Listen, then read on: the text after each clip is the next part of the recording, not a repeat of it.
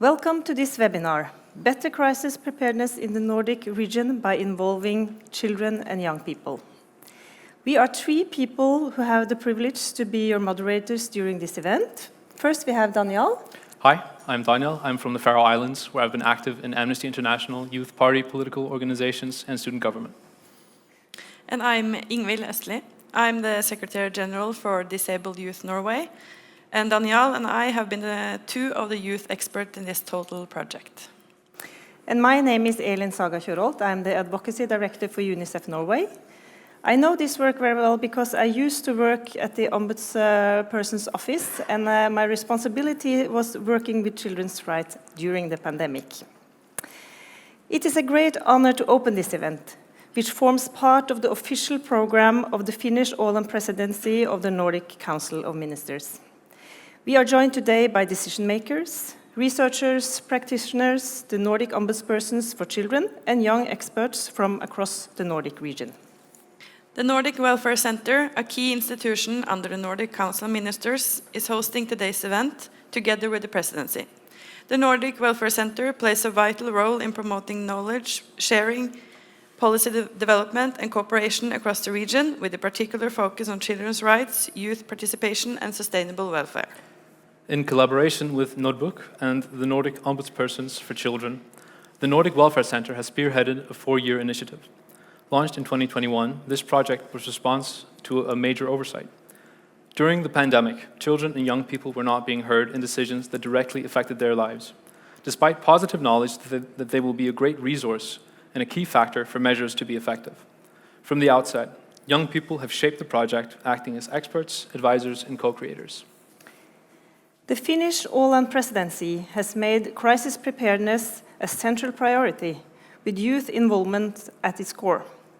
This webinar reflects that commitment, ensuring that young people are given real influence in shaping the future of the Nordic region.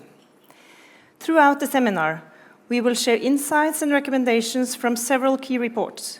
We will hear directly from young people, researchers, ombudspersons, and Professor Kirsten Sandberg, one of the world's leading legal experts in children's rights. It is uneasy times in the world, and we know one thing: there will be new crises, and we need to be prepared. As we will be reminded, good crisis preparedness is not built during a crisis. It is embedded in everyday structures and practices. Strong systems for participation, where children and young people are listened to, respected, and involved, enable us to respond effectively to small or large crises. These systems must be grounded in the 4 core principles of the UN Convention on the Rights of the Child: non-discrimination, the best interest of the child, the right to life, survival, and development, and the right to be heard. We will explore how student and youth councils, children's and youth organizations, and the leisure and culture sector serve as vital communication channels between young people and decision makers. These are the bridges we must strengthen before the storm hits. This webinar is being recorded and will be available to watch after the event. Please share it with your colleagues and decision makers. There's much to learn and act on. So let us begin this day with a shared commitment: to listen, to reflect, and to create a Nordic region where children and young people are not just heard, but truly empowered. We will invite up the young representatives, please. Welcome to the stage, Nickolaj and Katja, Rota and Elias, Agila and Alita.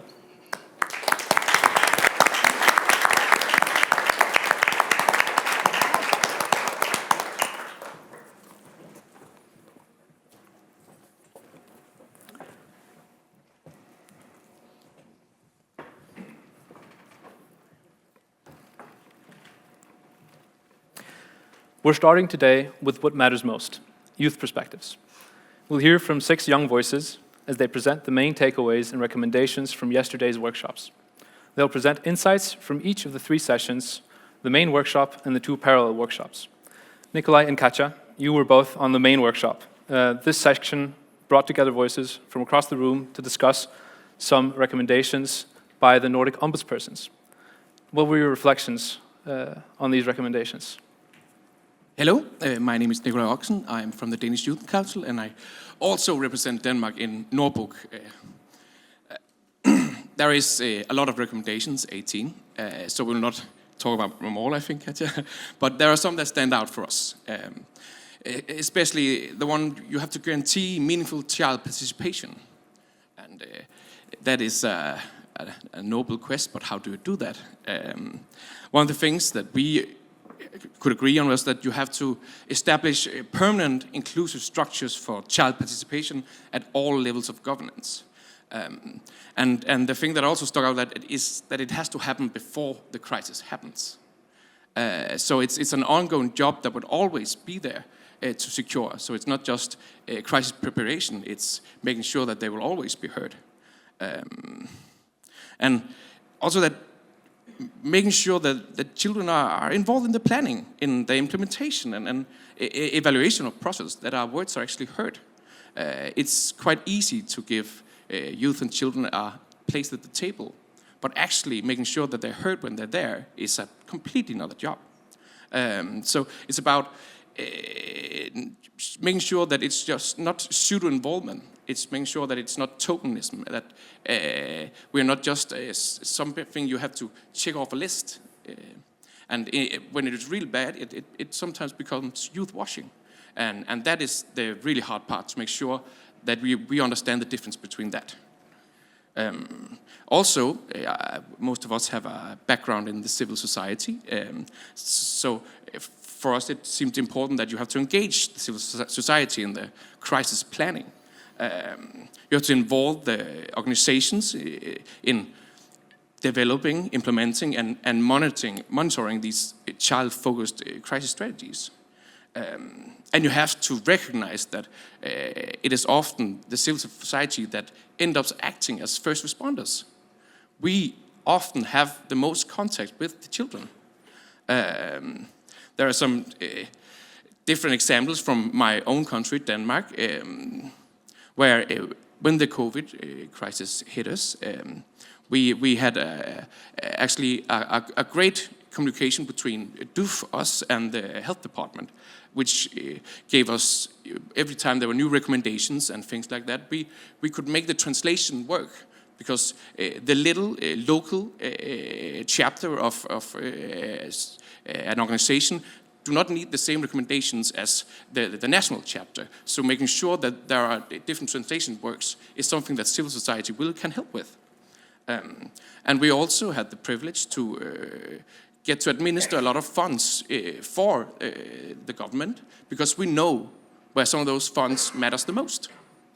So I think the duality between government recommendations and stuff like that and the civil society is so, that partnership is so important to foster in crisis times. Yeah. Do you have any? Yes, hello, I'm Katja. I'm from Central Union for Child Welfare of Finland, and youth as a resource. The more youth are heard in normal life, the better it works during crisis. To ensure youth are effectively engaged during crisis, structures for participation must be established and nurtured in everyday life. Trust and respect built in normal times form the foundation of meaningful involvement in emergencies. On regular basis, everyday engagement. Youth should be seen as a resource not only in crisis, but also in everyday governance and planning. Regular involvement fosters readiness and confidence to contribute during emergencies. Schools as participation. Schools are ideal spaces for youth engagement, as they are already part of children's daily lives. Students' councils, when empowered, allow youth to take responsibility and actively participate in decision-making. Schools can also serve as democratic platforms where decision-making skills are developed and local-level participation is trained. Establish digital structures of participation. Establish digital platforms to ensure broad and inclusive participation. These tools can help reach diverse groups of children and youth, especially in times when physical access is limited. That's very good. Yeah, because I think what we also talk a lot about is this access to information and also access to education. How do we communicate? How do we do things when we can't meet? And that also is before the crisis hits. And we talk a lot about you have to give competency to the kids. You have to give them the power to be involved and stuff like that. But I think you also have to turn it a bit around. You have to train the adults. We have to train all of you. And it's everybody who listens out there. It's actually your responsibility to train yourself to listen to us. And I also think that an example of when the access to information really gets important is in Denmark. We some places made like a civil society portal, like a website where you can see how can civil society act and where can get help and where can we help. So using technology in that way is something we talk a lot about. Perfect. Nickolaj, you mentioned the partnership between DUF and the health department. What do you think made that partnership work? And do you have anything that could have made it work better? Well, we have a long-standing tradition of trying to work with as many partners as we can. That is why we get together as a youth. We represent 600,000 youth in Denmark. So when you have that platform, it's quite easier to penetrate the barrier to the government. So I think that is a part of our success. So the existing channels. Yes, and community, that we insist on doing things together. That's very good. Thank you very much. Moving on to the student council workshop. Agila and Alita, you guys looked at how student councils can support democratic participation in schools. What do you guys reflect on? Hi, my name is... Are we on? Hi, my name is Agila, and I'm from Iceland. One of the topics we talked about was open and inclusive access in relation to student councils. It is essential that student councils are accessible to all students, and not just the ones who are most popular.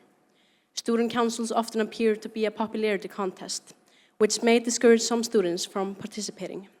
Accessibility should be both social and physical, ensuring that all students have equal opportunities to engage within the council, access information, communicate effectively, and participate in supportive social environment. The process of election can be intimidating, and the pressure associated with it may discourage students from engaging in council activities, as many students fear rejection from their peers. It is crucial to explore ways to include a broader range of students, allowing everyone to participate in some capacity. Creating a safe and welcoming environment where students feel comfortable is very important. Additionally, educating students about the responsibility and functions of the council, teaching them how to contribute and empowering them to help shape their democratic structures will encourage greater improvement. Students must feel heard and valued in order to foster a genuine sense of community and engagement. So meaningful engagement and choice of issue. We can wonder how it relates to student council. So we can tell you that. Working on real-life problems helps students learn how to think, work together, and become great leaders. When students care about the issues, their works are more powerful and matches what they truly need. Letting students choose the issue makes them feel in charge and responsible. We have barriers that we don't see, but we have them. Adults make all their decisions. A lot of the times, teachers only do the things. Students not know enough or being new to it. They don't have information. Not enough help or support. That's a field where I think everyone doesn't get it enough. Not enough time. That's a problem that every human being is with. Opportunities we can get. Students become stronger leaders and more interested in the topics. School can make better rules and way of doing things. It is crucial that student councils address important issues that affect the broader student body. ensuring that all students have the equal opportunity to voice their opinions and perspectives. Student councils often fail to engage with significant topics, limiting their impact and relevance. The council can sometimes be perceived as a popularity contest, leading to a lack of diversity in its membership and perspectives. There's a lot of opportunities for improvement. Creating working groups focused on specific issues can help manage the complexity of representing a diverse student body, as it is a considerable task to address everyone's concern in one forum. Additionally, establishing a structured platform for student participation could foster greater engagement. Cultivating a culture of inclusivity, both within the school and particularly within the student council, is essential for ensuring that all voices are heard and valued. Structure and administration. How councils are chosen and how schools are run affects who gets to be the part of the council and if everyone is included. If school leaders listen to students, the councils can do more meaningful work. Students need to feel that their ideas matter, so they want to take part and make change. School leaders are not open to hearing from students. Unfair ways of choosing council members that stops diversity. It's important to include everyone, from 4th grade to 12th grade. Helping real student leaders grow and teaching the importance of fairness and democracy. Making students more excited to join and help schools become better and more flexible. Wonderful. Do you guys have any examples of student councils working in a good way to give? I have an example. So in my country, in Latvia, in rural areas, student councils are more effective because they are small schools and they are stronger, they are more concentrated on things that we have to do to make school better or surroundings better. Thank you. So keeping it small, so you know who to ask and that kind of thing. Yes. Wonderful. Moving on to leisure, Rota and Elias, you guys talked about how to not drop leisure to the floor when stuff hits the fan. How do you plan ahead to protect leisure when there's a crisis? We spoke quite a lot about the preparedness phase because it's quite hard to catch up if you don't have this sector in your contingency planning for when a crisis hits. So I think that's the first one, realizing that this is a right according to the Convention of the Rights of the Child, and having it as a very obvious part of your planning, no matter if it's a local crisis planning or if it's on a national, like larger scale level. No matter what level it's on, the one who is responsible for the crisis planning really needs to take this into account. That also, of course, needs to, in a holistic way, integrate perspectives both from youth workers in the public sector, but also from civil society.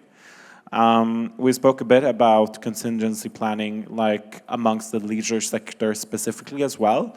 And I think that's quite important to both give resources and be able to facilitate from the crisis people point of view to help the people working with the leisure questions to actually, for their areas of operations, have clear contingency planning.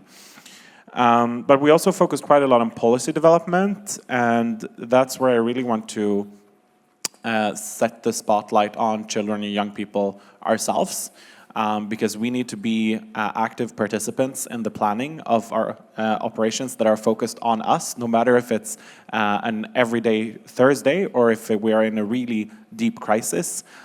We need to be a part of planning operations that are for us. That is also something that really needs to be done through the whole process of planning. So both in the really prep phase, during a crisis, but also afterwards, to really ensure that our voices and perspectives are heard. And I think that a lot of different children, young people might have very different ideas, and that's totally cool. But we need to be able to listen into what children and young people are thinking, both on an individual level, but also broader, larger scale, involving children's and youth organizations. Yeah.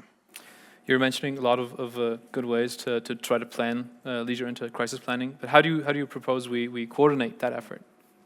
Well, I think, first of all, it really differs based on how the leisure time is being led. If it's within a public sector, then obviously the public sector is also responsible for ensuring that in times of crisis. I mean, I know that the legislation differs quite a bit between the Nordic countries, but at least in Sweden, where I'm from, the one who has some sort of public responsibility, if it's the municipality or the state, they have that responsibility even in times of crisis.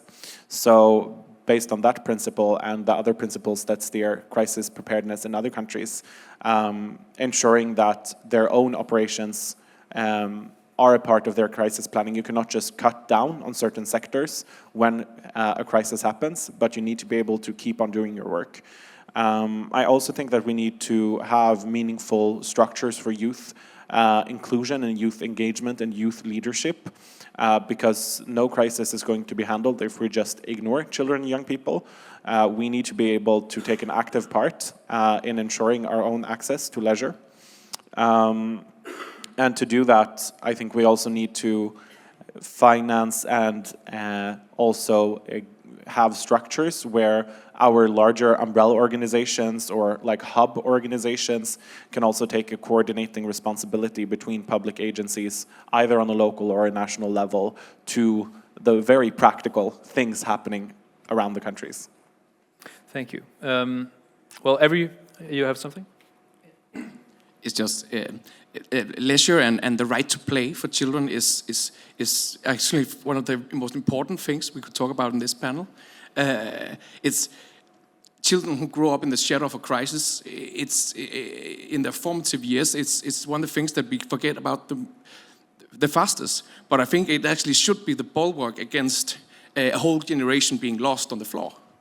So we really have to focus a lot more on leisure in crisis time. But it's just, when you have big plans for everything, it just always seems like a secondary or tertiary thing. It should be one of the primary things that we talk about. Thank you.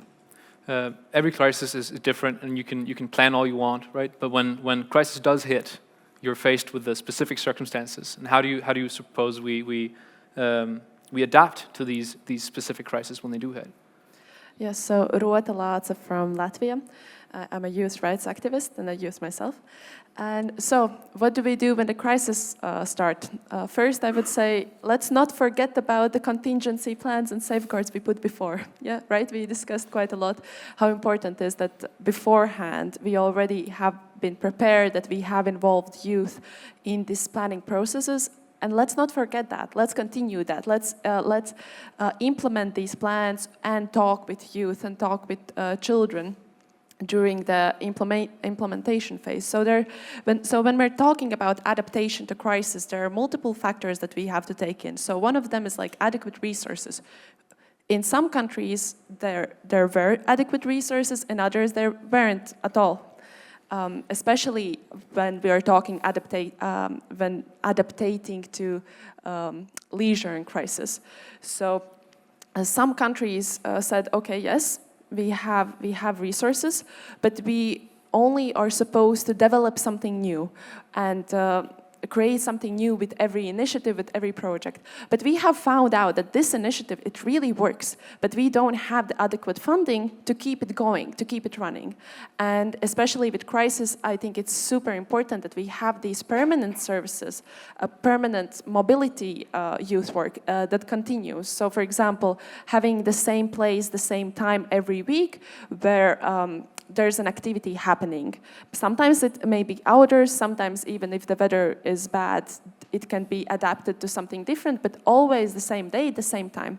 What happens is that youth youth start to know that this is a safe space that we can go and we can attend, and we are going to have this opportunity to do something. It's like one of the basic principles of youth work. So having adequate resources to support that is very, very important. The same goes also with preparing facilities. When COVID hit, a lot of things went outdoors, and a lot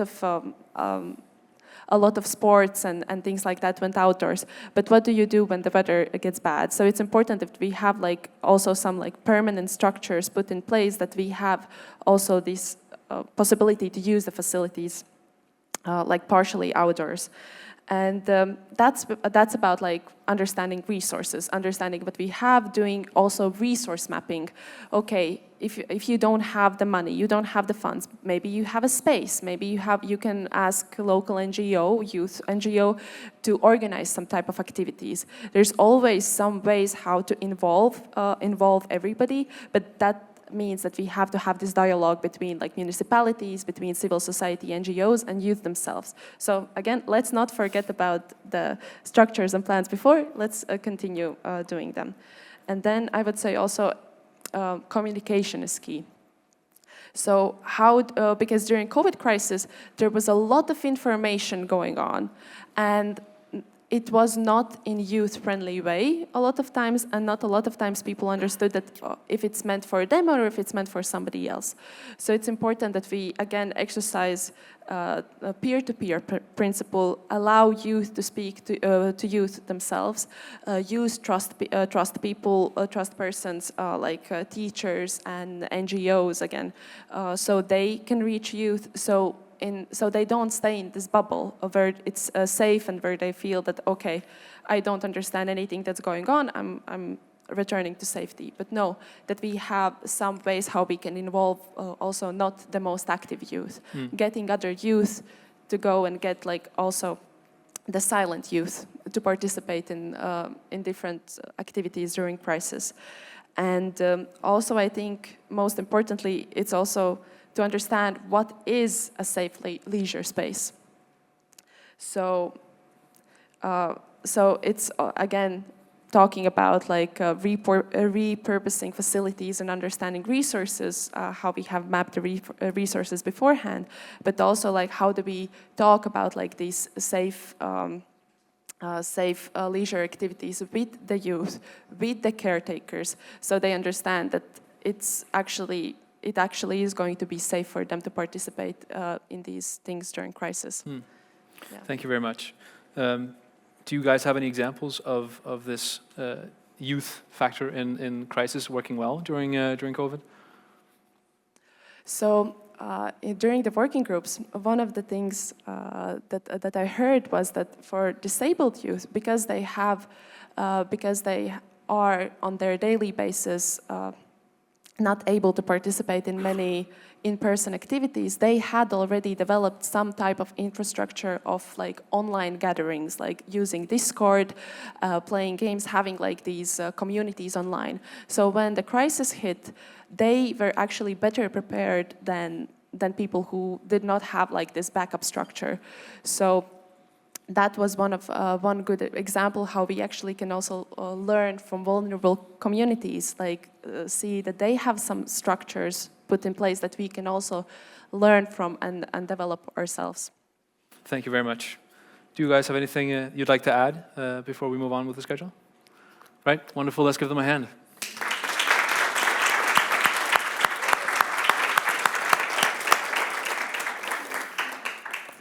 We'll now be moving on to the next part of today's activities.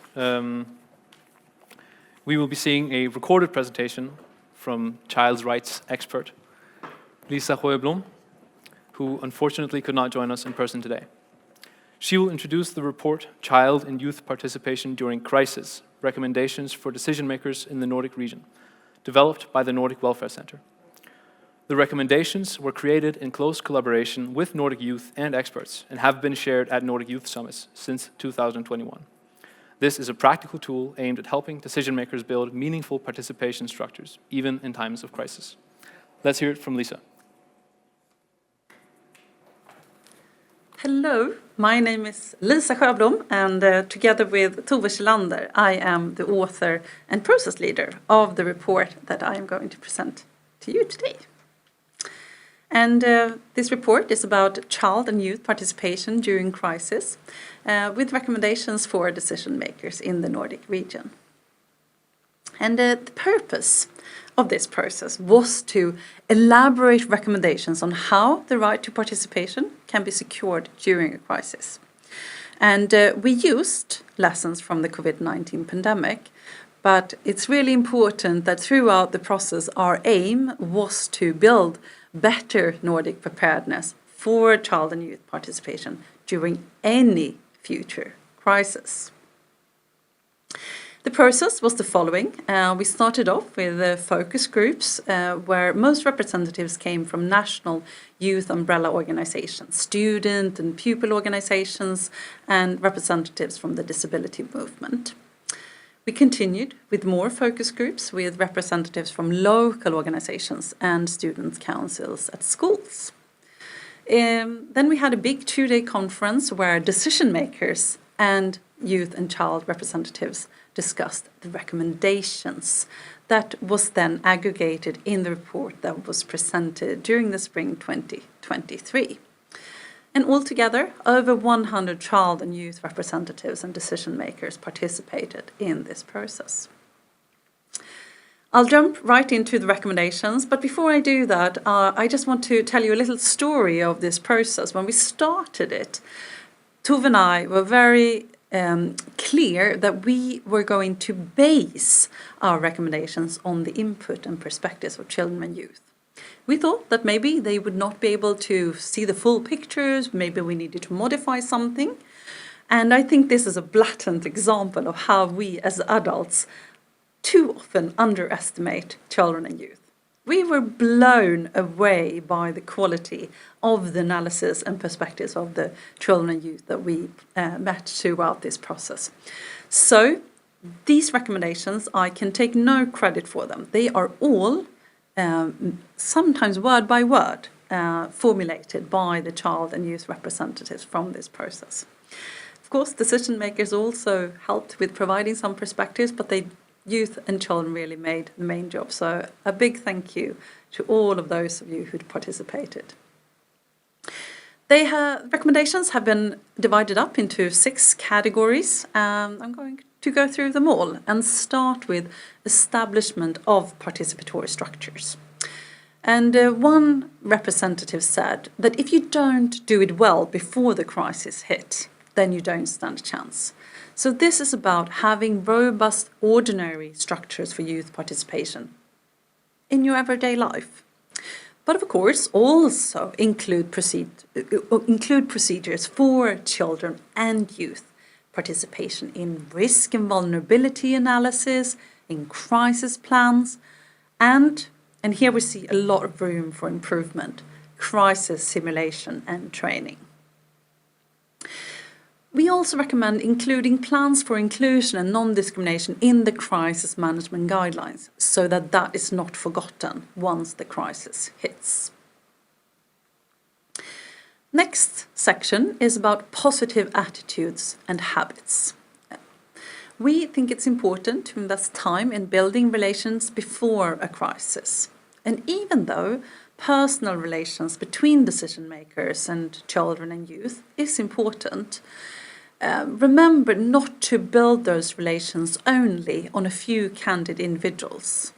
There also needs to be strong institutional bonds between, for example, youth organizations and public institutions. Also, try to build an attitude among decision makers in which children and youth are regarded as an invaluable resource. Because we see that decision makers who only engage in participation because this is a requirement tend to stop consultation once the crisis hits and decisions need to be made more rapidly.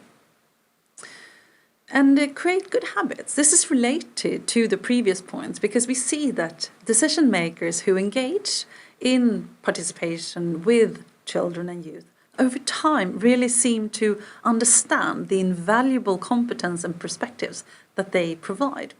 Also, of course, through engaging in participation, both children, youth and decision makers learn how to do it with good quality and how to get the most out of it. Related to this is to build child rights and youth competences among decision makers. We recommend educating all decision makers, not only the ones who engage or have a relationship with children and youth on a daily basis, but also including those who are in the crisis organizations, so that they all know what child and youth participation is, what it means, and how it can be done with good quality. In these trainings, also make sure that you cultivate an awareness of position and power. This includes understanding what a domination technique is and how we risk to unconsciously use them even when we don't mean to, and how to, of course, avoid using them. Because poor consultations can have a very detrimental effect. Once you engage in child and youth participation, make a knowledge-based and conscious choice of level and method.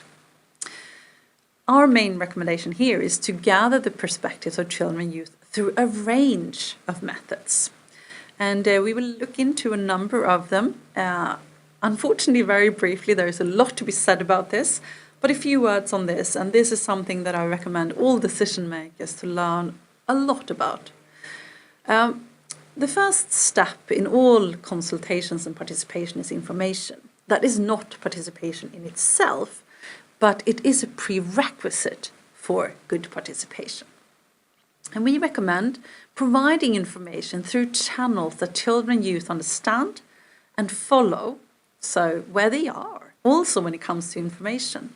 But of course also make sure that the information in itself is inclusive and accessible for all children and youth.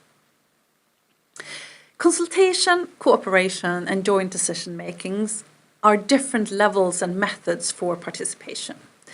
And the important thing here is to make that conscious choice to motivate which level of participation you're choosing at a specific time and with a specific question. And it doesn't really matter if you are engaging in a one-off consultation on a specific topic with a number of children and youth, or if you're engaging in a long-term relationship with, for example, a youth council. We see that there are two recommendations that really needs to be taken into account when we talk about crisis.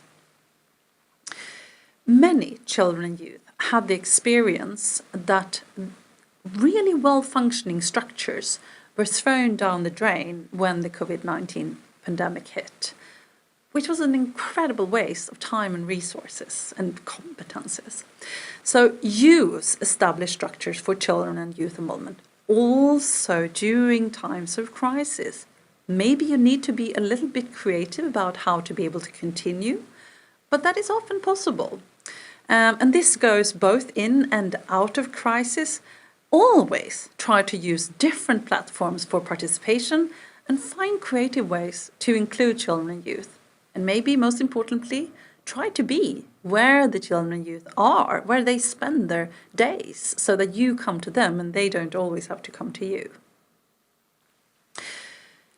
We try to separate between child and youth-led participation and decision-making-led participation. What I've been talking about so far is the decision-making-led participation that is initiated by us as decision-makers. But it's also important to have structures where children and youth can engage with decision-makers on their own initiatives. One platform for that is youth and children organizations, and those are often hit very hard in times of crisis. So it can be important for decision makers to compensate for their vulnerability. This is true for all types of youth organizations, but particularly organizations in the disability movement. Lastly, a few words about non-participation. when it comes to non-participation, there was a great understanding among the children and youth that we met that sometimes, for different reasons, they cannot be involved in decision making. But then make a conscious choice. It's important that it doesn't just happen. We just forgot about it. It needs to be a conscious choice that is documented and motivated and, of course, made for good reasons. Never, ever engage in or initiate manipulated participation. To just have children and youth as a decoration, to have them on stage in a conference or just a few quotes in a report without actually listening to their perspectives. That is manipulated participation, and that is never acceptable. And it cannot be emphasized enough how important it is to be candid and truthful about the perspectives of children and youth. Also when they say things you don't agree with.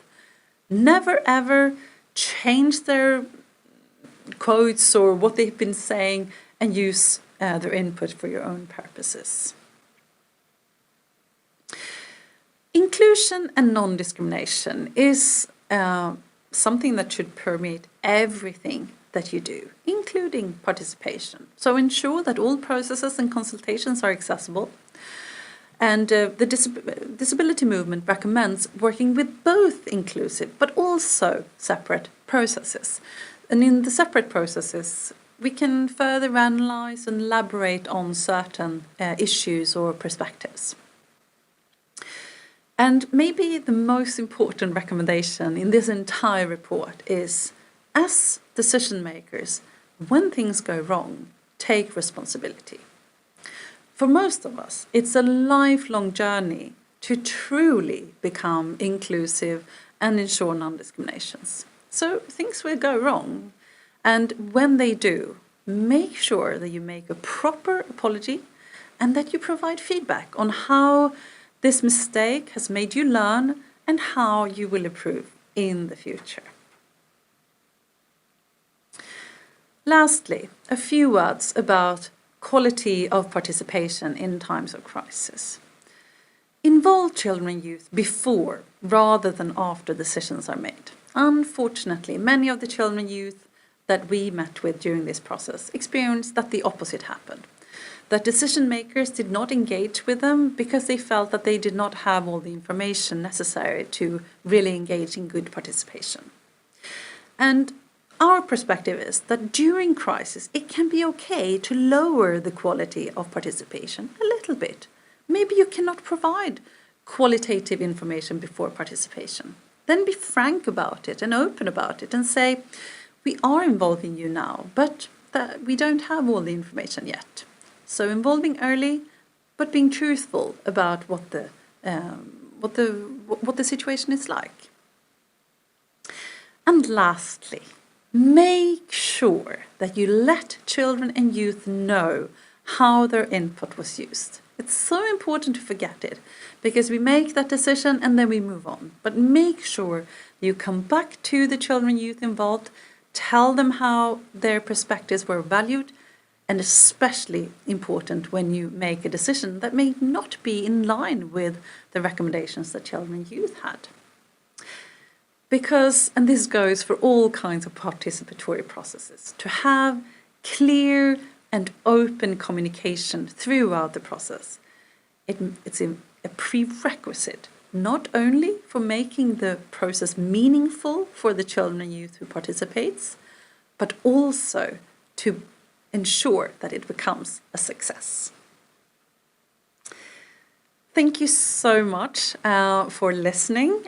Both Tove and I really look forward to hearing from you if you have reflections and comments after reading the full report. Thank you so much.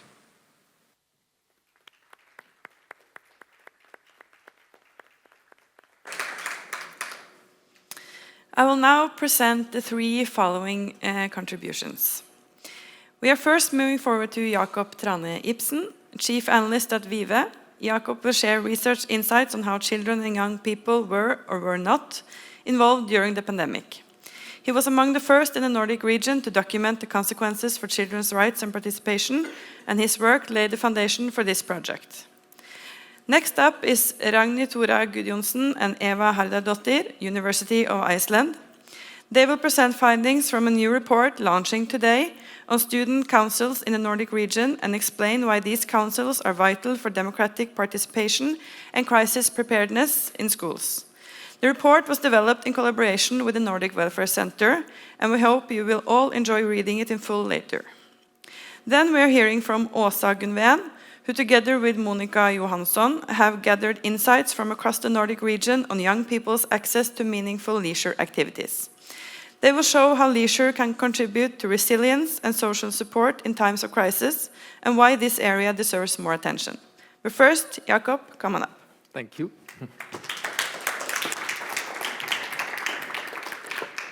Thank you very much to everyone here. Thank you for a wonderful day yesterday and morning. I would have liked to talk to all of you, but that will be next time. Thank you very much. To those of you who are elsewhere listening, thank you for your attention here.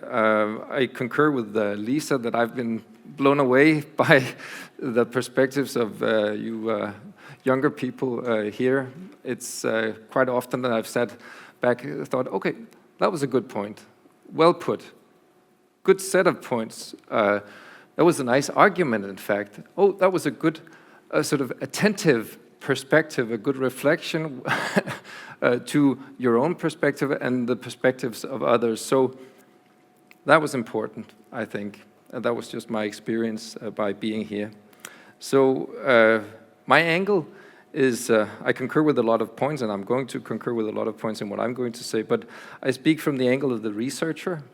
So my calling, as it were, is to provide knowledge that is useful for decision makers at different levels of government, in different parts and arenas in a society where you make decisions that affect us as a society. So that's what I do. And in this work, I've worked together with colleagues across the Nordic countries, in the Nordic region, where we produced 2 reports. What we looked into was how did COVID affect children and youth in regard to their learning, their leisure time, their well-being, vulnerable groups, and their participation. So in particular, to what degree were they involved? And what we did as part of this research was to conduct a lot of interviews online, of course. It was during COVID, or mainly online at least, with both civil society actors, but also civil servants working on implementing these different sets of regulations and policies and so forth. We also read documents from the different countries on what did the governments do? How did they go about it? What were they thinking? What were the rationales? What did they prioritize financially and so forth? And further, we looked into the literature that was available at the time. A lot of literature was being produced, scientific studies about the effects of COVID that were to sort of feed back to the political systems. So that would be, we'd look into how did the government go about COVID during the different waves in the different countries, and what were the concerns that were raised. So we did these reports where we first did one that was country by country, where we have an account of what actually went wrong. So if you are historically interested, you might want to go back to that. We have an account for each of the Nordic countries. And of course, there were many differences in policies between the different countries. We had a bit of a competition going, if you remember it, maybe, oh, was this the right approach? Was that the right approach? And so on. There were also, of course, a big geographic differences, what was possible in the different countries. For some countries, such as Greenland, it's easier to shut the country down and just say, okay, we'll shut down the airport. And that'll keep mobility lower, and the spread of the virus will decrease. That caused some problems then for the people who were sort of, for example, in Denmark at the time, on boarding schools and so forth. It could cut people off. But there were all these differences, but there were also some similarities that we found, that we saw in these interviews and the documents that we went through. The main thing was that there was a dominance of physical health concerns.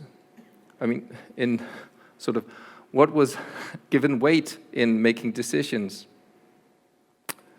And these are actually sort of the perspectives of the civil servants who we interviewed who were doing this. So that was their reflection during COVID and immediately after.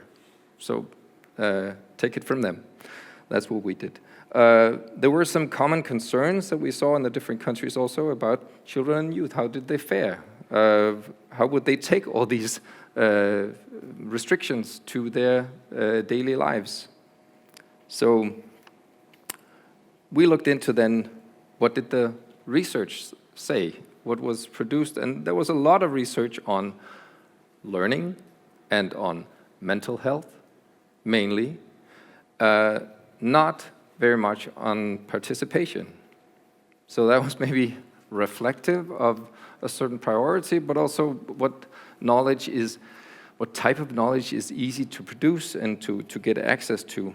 It takes a long while, and it's maybe more difficult to look into, okay, what's the quality of participation at this particular place and time. So that was point number one. There was just very little research to inform decision makers about, well, what are the consequences regarding participation?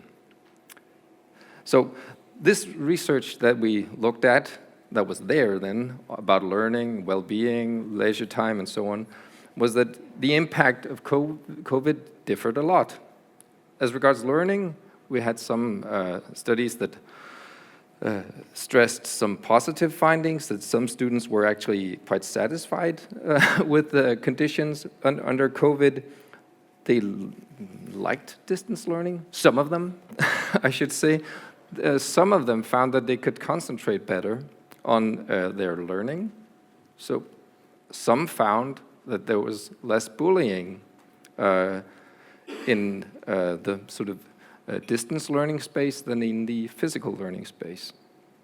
However, we also find a lot of studies that stressed and documented increasing inequalities. So it depended on a lot of what was affordable to you, what was your home like, what was sort of, what resources could you come by? Did you have a big house in a garden and a summer house, stuff like that? Were you mobile in that fashion, or did you not have that? If you had a disability, for example, then you might be more severely limited. So there was a great concern for vulnerable groups and a lot of reason we found, and you can look in our reports for sort of the more detailed findings on that. Age-wise, there were also some difference. So at the university level, there was a decrease in motivation and well-being for a lot of secondary and tertiary level students, in particular for university students.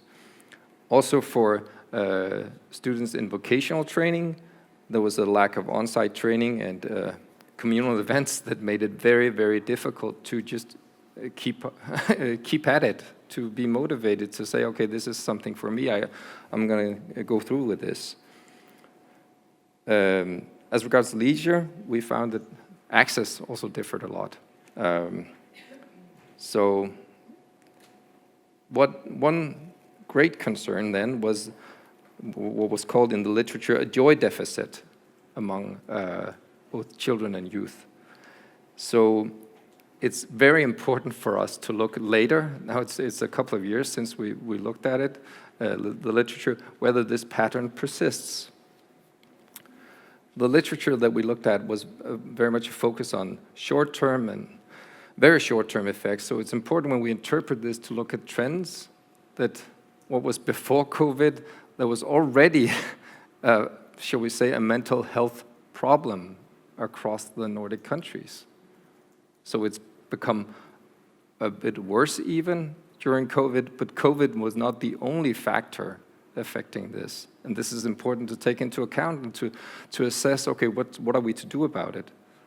COVID exacerbated some of these trends, negative trends. A main cause for concern that we found, and I've consulted some colleagues who are more up to date on the literature, and this is what they say also, what we found in the reports was the social competences and well-being sort of in a social context of children and youth. That's so mental health is a problem, yes, but this knowing how to find your way in a social context. It could be a civil society organization or in the classroom, physically. We see a lot of problems in that regard. So the next question is, do we have systemic answers to such concerns? Do we have national answers? And the answer to that is no. Which then brings me to sort of the answer to the question of what went wrong or what could be done better, is that it's important that we have this involvement of children and youth perspectives. So, of course, COVID was a shock, a health care shock that then caused a social, political, and economic crisis. And it can seem very demanding to say, okay, well, but we need to take the children and young people's perspectives into account. It can seem very demanding. But it can even get a bit lyrical, you might say, if you listen at home when you heard the speakers earlier. It can sound even poetical when we talk about some of the young people earlier. They talk about the growth as human beings, growing capacities for taking part in decision making. You get a little bit of goosebumps, right? And if you're a bureaucrat, I've been a bureaucrat, a civil servant for 11 years, so you might want to say, oh yeah, but in the everyday life, we have to make this work, and it's too demanding. But it's important to listen to this, what they've been saying to us, listen to their examples. You need to take these perspectives into account to assess the consequences. What are the pros and cons? It's important for decision making. It's also important if you think about compliance. If you think about, okay, are we going to stick to these regulations, these new social norms of how we're together? You won't get that compliance if you don't involve people. So think knowledge also. If you don't know what will the consequences be of a particular course of action, whether it's at the school level or at the municipality level, yeah. There was a good phrasing of that also from the young people earlier. I think it was Nickolaj said, they were the key first responders. Listen to them. So participation, of course, does not mean a veto. It can mean, this is something Lisa said, so go back to that slide, please, and check on the recording. It can also mean consultation. There are different levels of relevant involvement. It can also mean, as some of the young people also have noted examples of, being involved in planning, implementation, even communicating in an efficient way with children and youth. So make a role for that. I mean, you can have different kinds of roles, make it clear what role they do play, but make a role for children and youth. So, I'm running out of time. So we need to focus on participation to make it natural, to maintain these normal routines and social connections. One important measure, and I speak now to the civil servants out there who want, okay, what's the standard operating procedure here? We should have a standard operating procedure of the child impact assessment. Just put it in there. Then you have the norms, you get used to it, you get in the habit of taking these perspectives into account. So if you remember one thing, that's the one thing. You can also, and we have some examples of that, support leisure and education efforts, have these structures in place. We're going to hear more about that in a bit, about school councils and so on.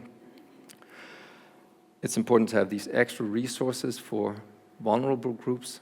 It does require a lot of resources, time, money, effort, attentiveness to involve people who are in vulnerable positions.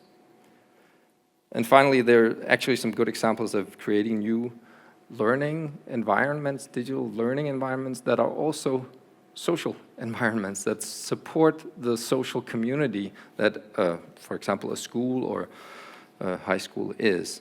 So in conclusion, in sort of preparing for a crisis or being ready for a crisis, be prepared and start out this involvement process, make some mistakes, and then get good at it. Thank you.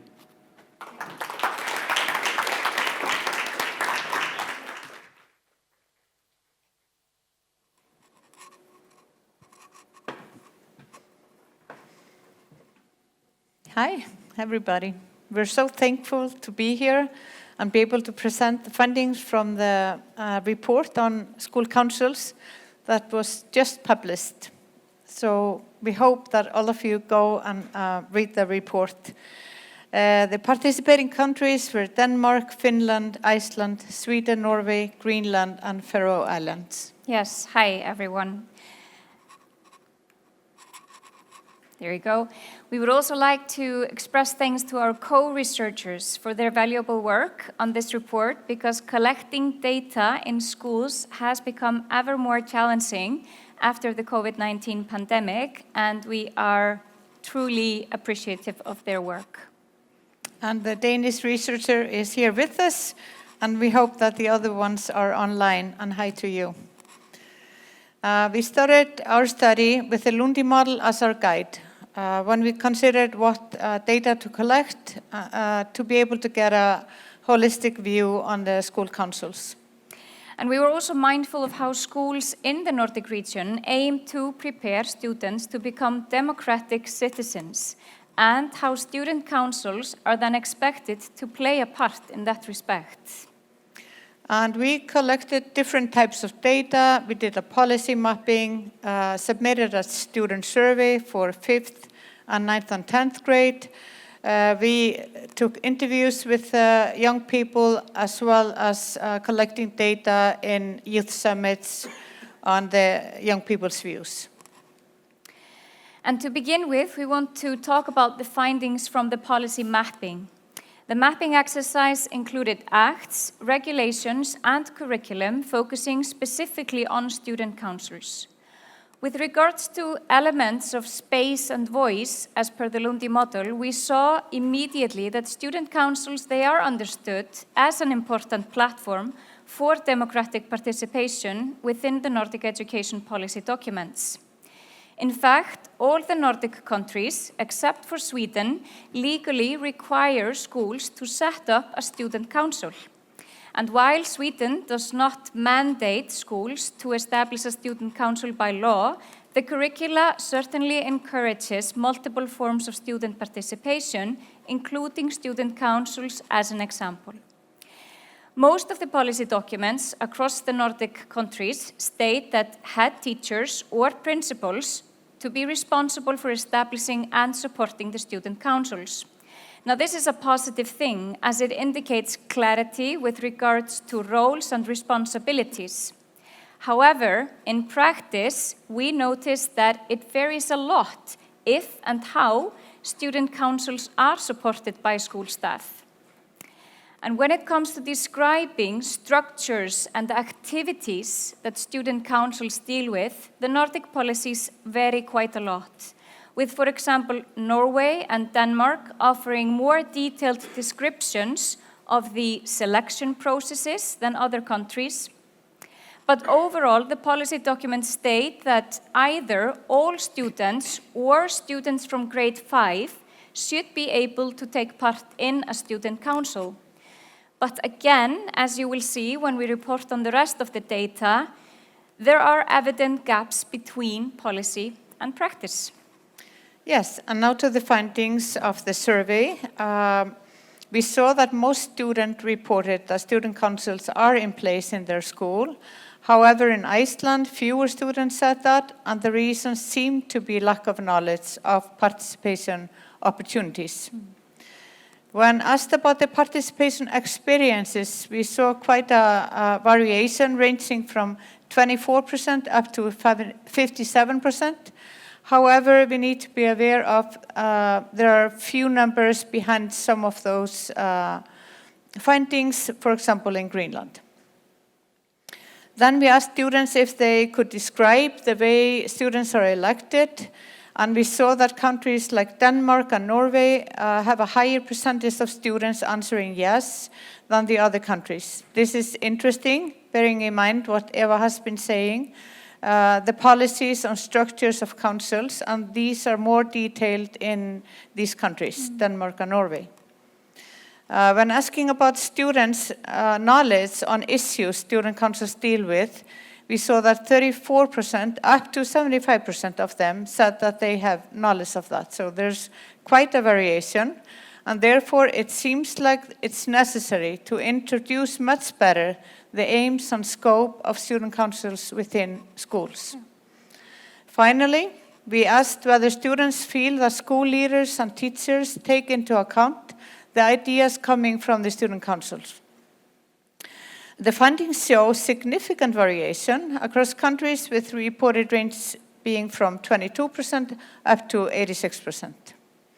And to summarize it, when these findings are considered in the light of the Lundi model, it becomes evident in terms of space that students are generally elected to councils through democratic processes. However, open-ended responses revealed concerns about lack of consistency and transparency in these processes, often resulting in narrow representation of voices of younger students, students with disabilities, and those from minority groups. This is something we need to keep in mind.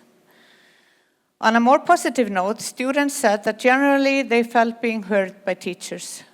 Nonetheless, lack of follow-up on their suggestions led many to question the actual influence of the student councils. And mirroring much of the findings from the student survey that Ragni just explained, young experts from across the Nordic and Baltic region, they told us how they understood an ideal student council to be one that has to be fun, but also inclusive and representative. They also pointed to some serious barriers in active participation, naming issues that sound simple enough, but somehow tend to become complex within the context of schooling. Issues like time, scheduling, or positive communication and support from adults. And such barriers became clear during the COVID-19 pandemic, where student councils were sadly, largely or completely excluded from decision-making processes, when they could have been used as an important platform for communication, as we heard before. But not to worry, the report also reflects on some quite promising practices across the Nordic region, where schools, leaders, teachers, and students and the local community are working together on creating meaningful civic and social experiences through the channels of student councils. Now, in conclusion, and drawing on the extensive findings of this report, we present a new model to support inclusive and meaningful student councils and participation in schools. The model highlights 5 interrelated supporting factors, which you will see relate in many ways also to the other studies' results and recommendations that we've discussed here today and yesterday. Now, starting with open, flexible, and inclusive access processes, which was mentioned repeatedly by the young people we spoke to, and need to be supported also by clear administrative structures. The report highlights how important it is that these processes are based on democratic and open communications between diverse people within and beyond the school, including teachers, students, and parents, not forgetting the role of local authorities and CSOs, like we heard before. And when such structures are in place, student councils can become a platform where positive school culture and shared global values are developed and worked on. And this, we believe, to lead to meaningful engagement with a diversity of issues. Yesterday, we got a really good feedback on our model in the workshop, making us hopeful that the model can be used to create inclusive and meaningful spaces for participation within the Nordic schools. We believe this is crucial to be prepared to deal with future challenges and crises. If these structures are in place, children and young people will be able to use their strengths.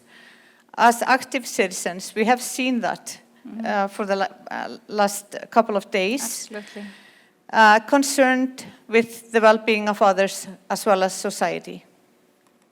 Thank you. Thank you, and we urge you to go and read the report. Thank you.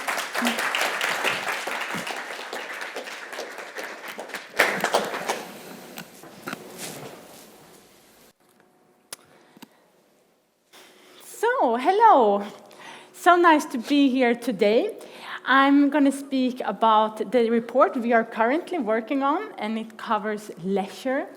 And me and my co-author, Monica Johnson, we have focused on, let me see, here we go. There we go. Leisure as a resilience builder of youth in times of crisis. And both looking at what we can learn from the corona pandemic on what are those resilience factors, but also what we can learn in terms of making leisure available in the times of crisis. And we don't know what the next crisis will be.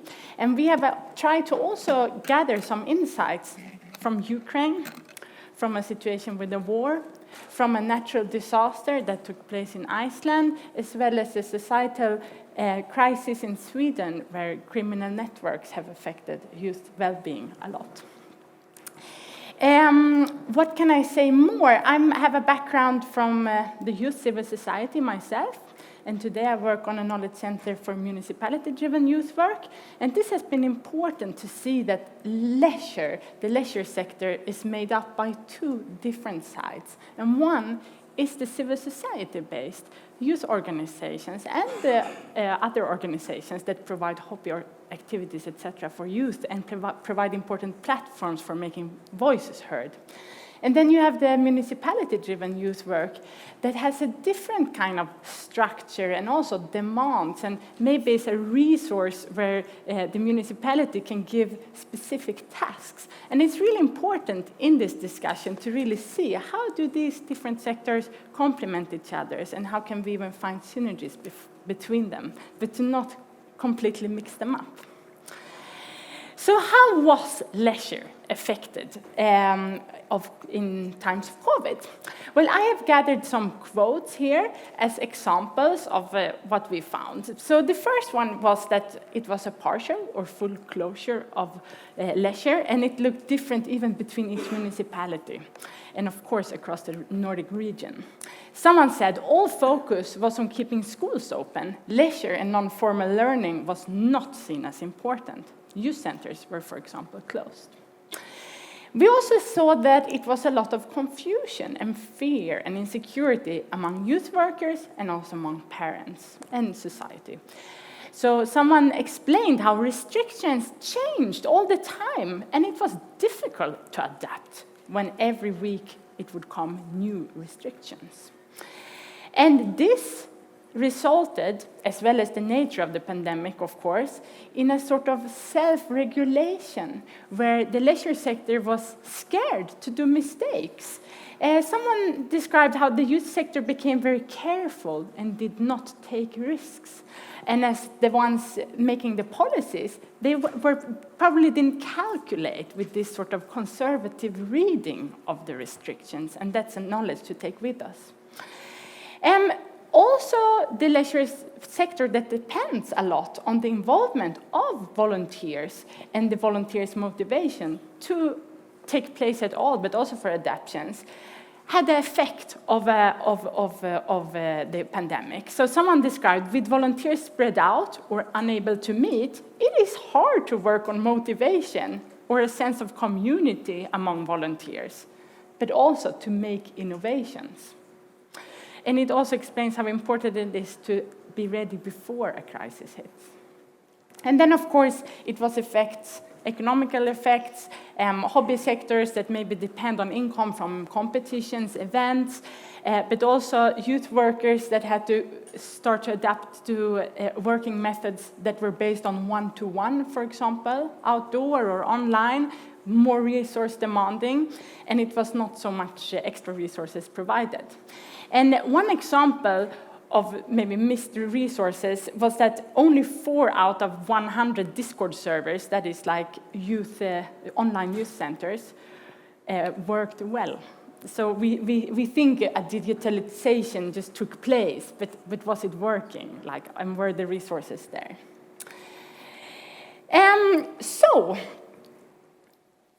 We of course have tried to gather good practices, and they form the basis also for the recommendations.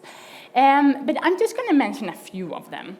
So, of course, there were subsidies as well in place, and those were vital for many hobby organizations not to disappear completely. But it was also some examples of where you pooled resources. For example, in Norway and Finland, Digital Youth Work pooled resources for national hubs for this. It took place some youth-friendly information work. But what I especially wanted to point out was this, what I highlighted in red. Because this is one of the really strong findings, I think, in all these interviews that we have been doing, is the role that youth councils and umbrella organizations of youth workers, or, for example, sports umbrella organization, the role they took to translate the restrictions so that you understood what they meant for your activities, what you could continue to do, or how you could adapt. A place to turn for support. Maybe you're on your own. Maybe you work in a remote area with not many other youth workers or volunteers. It's valuable to have someone to turn to for support and advice. Or this kind of hotline function. We're planning to do this on Friday. Can we do it with the new regulations that came out yesterday? To get this simple, yes, go for it. That's the difference of canceling the activities for the young people or not. So someone described, we evolved into a supportive hotline for the local level of the organizations. We translated the rules and provided counseling to remove insecurity. But we also noticed that these organizations, they didn't get any extra resources for this. So it was based on their priorities of reprioritizing their resources to becoming this supportive hub. But this is something that we found really a strong, good practice. So how was the resilience of youth affected by the loss of leisure? Well, we tried to map this and to find like all the different resilience factors that youth are provided with through leisure. And one of the strongest one that came out was togetherness. So it's not actually to play football, to kick the ball that's the building resilience of young people. It's afterwards in the dressing room. That's where the resilience is built. It's on the walk towards the bus with your youth leader, where you talk about a bit how it was in school and how you feel at home or how you're doing. This is what builds the resilience. It's to feel that you work in a group with other young activists and doing something together about your situation. This is what this community, that's the resilience factor. And it's important to note that this is really hard to replicate in a digitalized version of leisure. So it's not as easy as to say, oh, we're so innovative and we have this GPS monitoring, orienteering, and it's all going well. No. You don't have togetherness in there. So a couple of quotes. Those who were already at risk were the ones we lost during the shift to digital formats, because the threshold was too high. Every week someone dropped out, and those who did disappeared, they never came back. So digitalizing leisure creates a high threshold. Also, someone describes how to create digital togetherness. We always kept the dance class online live. We didn't send a YouTube video, but we say, we meet Thursday, 9 o'clock, and we do the dancing together, even if online. And then we began each session with a check-in, short check-in. And over time, this check-in became more important and longer, because we saw the need of this in a time of a crisis. So I think this is also something to really learn about. It's not enough to digitalize. We have to think 1, 2, 3 times about how do we bring this togetherness with us online. The other things we saw very strongly as resilience factors was the social skills that are built in safe and guided leisure spaces. And actually, after COVID, many witness about how social skills among young people disappeared. It went that quickly. And in this context, we can see clearly that reliable adults, that is a resilience builder more than the actual activity itself. And it's interesting to see how quickly this informal and non-formal learning disappears. Because for most countries, the leisure was not shut down completely all the time during 2 years. It was on and off, etc. But still, it's a lasting impact, the loss of the social skills. So, for example, someone has mapped that in the aftermath of COVID, every second young person faces some difficulties in building and maintaining social relations. Every second. 1 out of 5 faces a major difficulty. And this was mentioned before, this about guiding yourself in a social environment, how to interact, how to make friends, come into a room, what do I do? And also, for example, organizations have witnessed about the level of conflicts among youth has increased. And this has been seen in youth centers, but also among volunteers and members in youth organizations. And another effect has been that it's actually harder to find volunteers to take up formal responsibilities.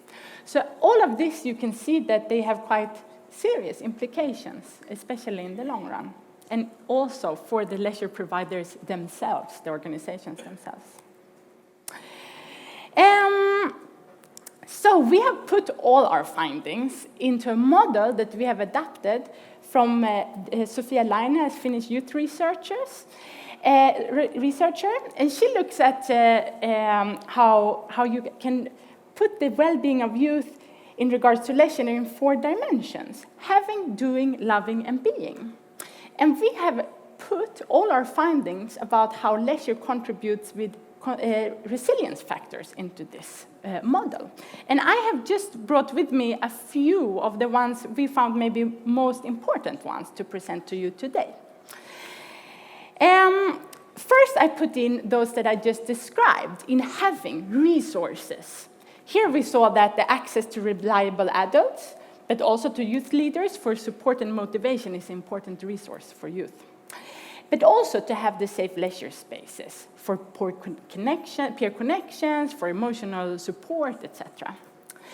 And in the dimension loving, we just saw how the togetherness and belonging is really a crucial resilience factor. And how social skills development also contributes to this. But for the dimension doing, here it is the most important factors that came forward was, again, that it was not playing the football itself, even though meaningful activities are, of course, in here as well. But it's the youth inclusion, youth participation, that's a crucial resilience builder, the having power over your life. But also the sort of personal development that takes place in the non-formal setting, in the leisure sector, and the resilience this creates for youth. So for the last dimension, being, it's really about self-reflection, balance, a place to be, or a breathing space. So especially maybe in a crisis, where it's more conflicts at home, it's economical stress at home maybe, a place for breathing space is of added value. But also, if you are in a minority, if you are exploring your own identity in an age of when you develop as a person, the safe leisure place, the community with people similar to you is an important breathing space. And removing this from youth, obviously, takes away a very important resilience factor. So these were a few of the key factors, but we have many more that we hope you will read about in the report as well. So I think it's important to say that this resilience, this importance of leisure, when we removed this, it was an uneven impact. It wasn't that all youth were hit as hard when you removed this. So some groups were more hit than others, and here are a few of those. So HBTQ, youth with disability, youth with fewer economic and social opportunities, youth that live remotely, and girls. So if I'm just going to bring one example, if we take this with girls, in the digitalized version of leisure, we could see that boys, when they go into digital leisure, they tend to do gaming with friends, with the friends they already have, or they meet new friends and do gaming, or they do it in the Discord server of the youth center. And here you have a chat room, and you do it and create a sense of community, and you talk with each other, and maybe even a youth worker is there talking with you. Girls tend to go digital leisure to do it in social media. Here it's rather exposed environment, where it's maybe more competition, conflicts, not guided support, and not a community and a togetherness in the same way. So here you could see how something then as a digitalization of leisure has different implications on different groups. So we have had some draft recommendations, and they already discussed in the first session with the youth representatives a bit about this. I thought I would just briefly summarize a couple of them. We have around 20 recommendations, but here are a few. So the first one is about being prepared, and it's so important to have this kind of contingency planning on a local level and national level. Someone told us that the crisis hit and we didn't have time to think about leisure. Well, you need to have it in the contingency planning, not to sort of forget or rush over it. But then also to have a contingency planning within the sector. We don't know what to do. Can we do this? Can we do that? Let's close. That was the fast solution for some. Others, they rushed too quickly, someone described. We thought it was so important, we mustn't miss the young people for 2 days, so we just rushed. And then we didn't do it maybe so well. Maybe we should have thought a bit more about how to do it. So it's important to be prepared at all levels. Then we have, in the sort of policy development phase, something that was, we did this scaling in the working group, and something seen as really important for the well-being of youth is that you also already think about a quick startup and compensation phase. And this is something also you have to take into account already in contingency planning. Don't only, also in Ukraine they do this now. We don't only focus on what we're doing now, what's going to happen after the war, how will we compensate for the situation now. And for example, someone described that in 3 months you lose the relationship building with the young person. It means you cannot wait for 3 more months to get started. You have to do it immediately. Then we have structures for coordination and youth inclusion. This has been talked a lot about as well, but it's important, of course, to have these meaningful youth inclusion structures.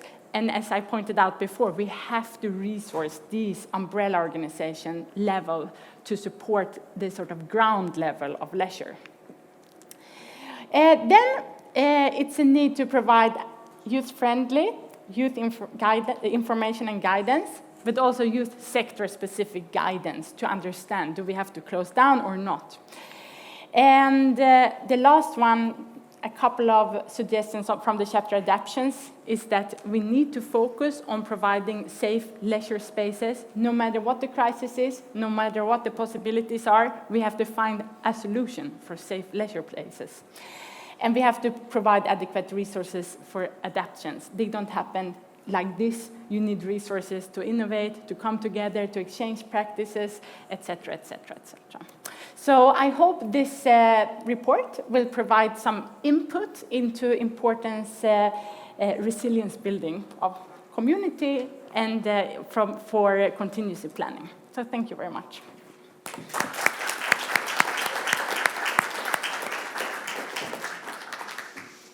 Thank you very much, Åsa. I really like the word togetherness. I think we will have to find a good Norwegian translation for that word. I really like it. While we fix everything for the panel for the next session, we will show a couple of movies.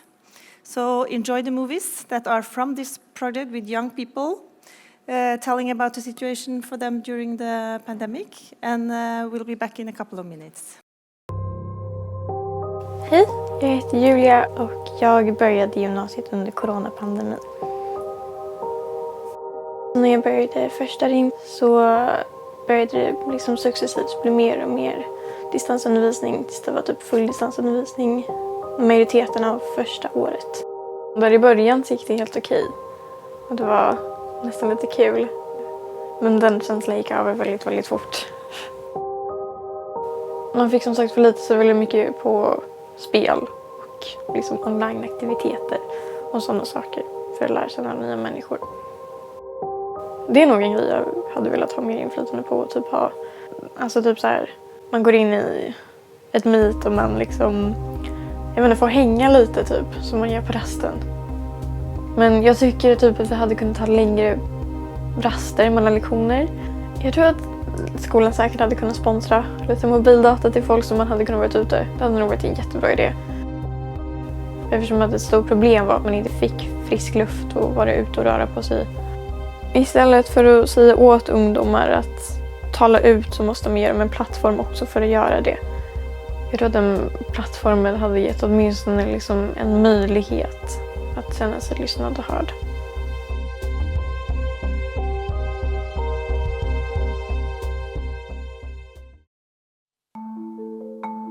Jag heter Sunniva. Pandemin begynte när jag gick sista halvåret på gymnasiet. Och så begynte jag studera i Uppsala på litteraturvetenskap. Så det var väldigt rart att vara i ett helt nytt land när hela världen stängde ned på en måte. Jag var ju ganska ensam. Och så tror jag kanske att universitetet blev lite vanskligare. Eller føltes ganska mycket vanskligare. Fordi jag inte hade den sociala delen av det lika mycket. Jag tror något som hade hjälpt ganska mycket är om vi hade fått hjälp till att sätta upp studiegrupper. Och så haft något liksom fast socialt att göra. Det hade varit fint om vi hade fått lov till att mötas inemellan på universitetet. Och fick möjligheten till att vara där lite. Jag tror kanske inte att folk har förstått hur slitna unga har varit. Jag tror kanske inte att man har lyttet nog till det. Om de hade gjort någon spørreundersøkelser kanske. Jag tror ju kanske att jag ville ha det lite mer öppet och inte stängt helt ned. Jag tror det har ganska många negativa konsekvenser också. Så jag tror kanske jag hade prioriterat lite mer hälsan till de unga. Eller mentala hälsan till de unga.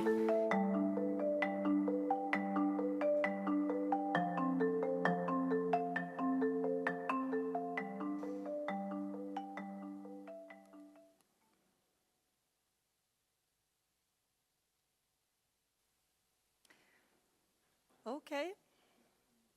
Sorry.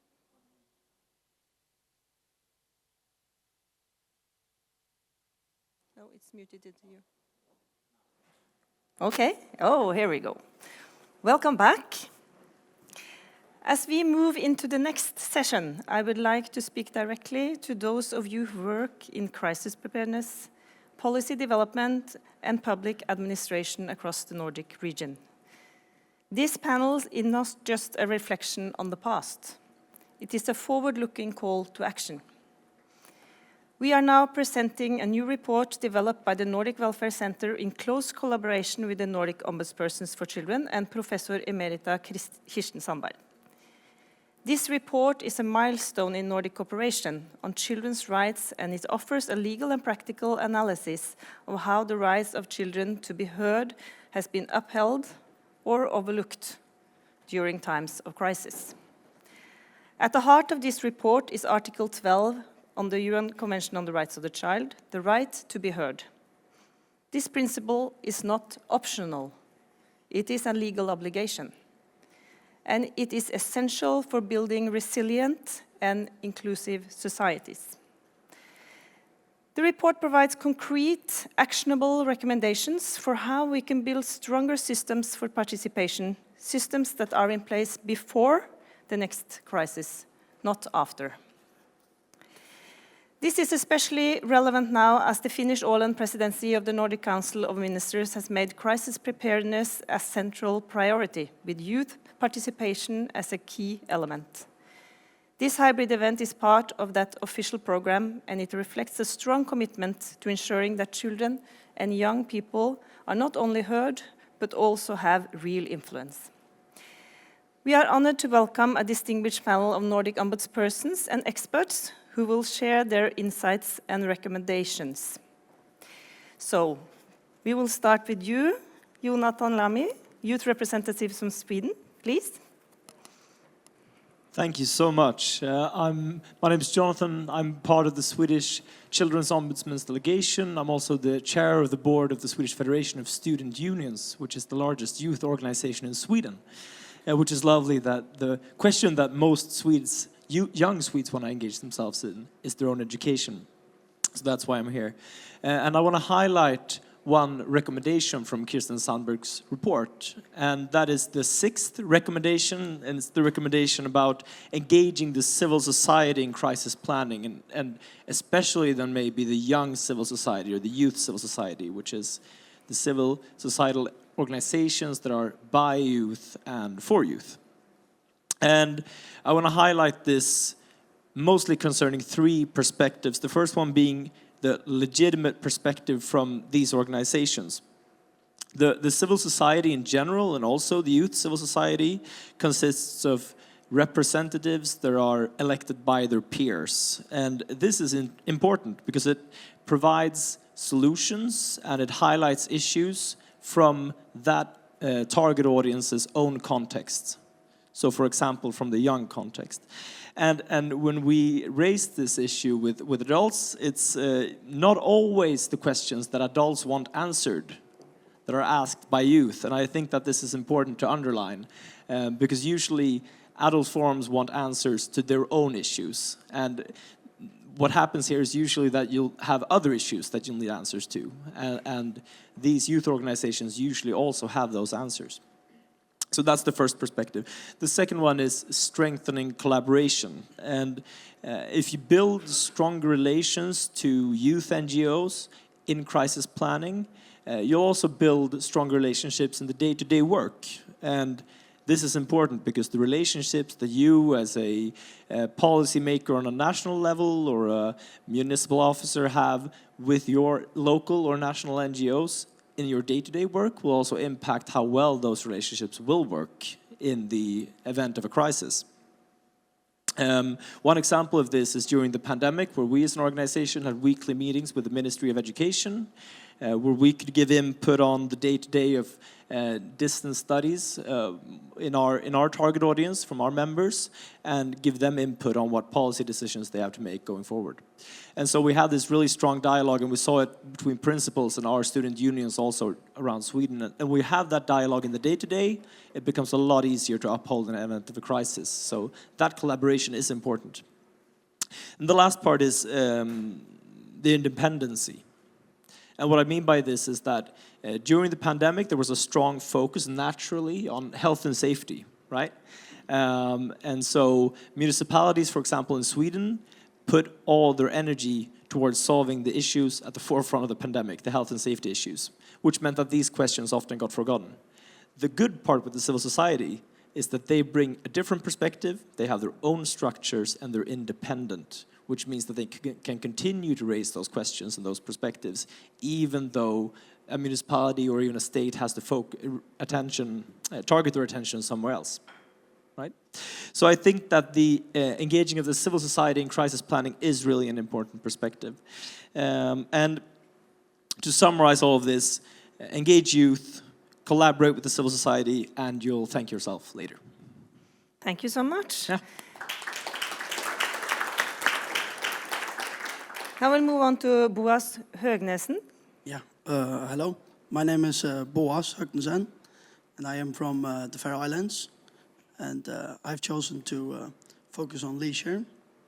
As a representative of Faroese children and youth, I recommend better use of easily accessible nature.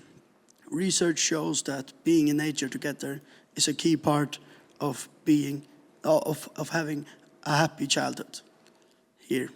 Yet we lack sheltered community spaces for gathering, especially important during crises like COVID. Activities like hiking, fishing, and exploring are popular, but we need places to meet before and after. A place where we can be protected from bad weather, and there's great potential to build shelter near green and blue areas by the coast or in traditional boathouses. We can renovate sheep houses. Let's invest now in safe, open spaces that support real-life connection, especially for us who don't prefer digital options. So these can come in use in possible future crisis. Thank you.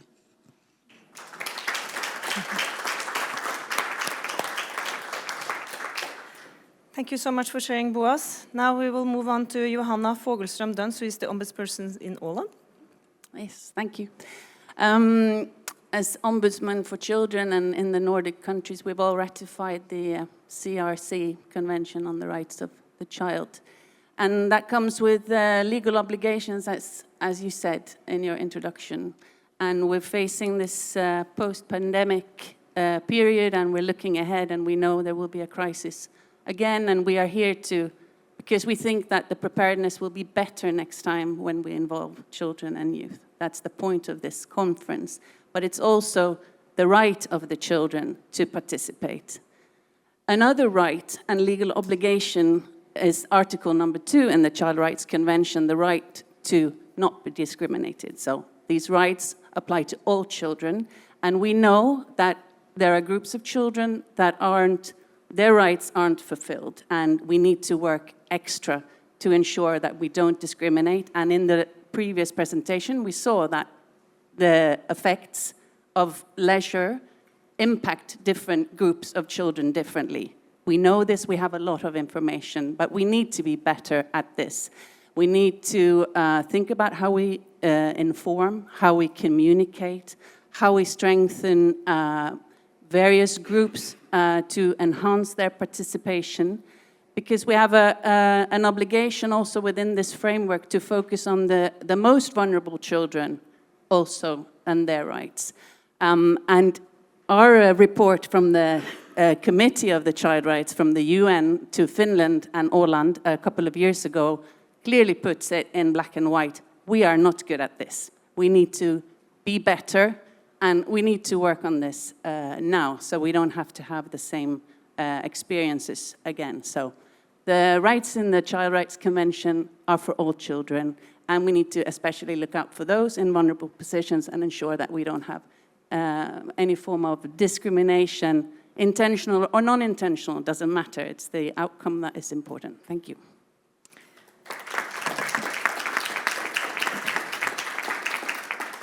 Thank you so much, and thank you for lifting that perspective for us. And now we move on to Mina Garasjen, the Ombudsperson for Children in Norway. Thank you.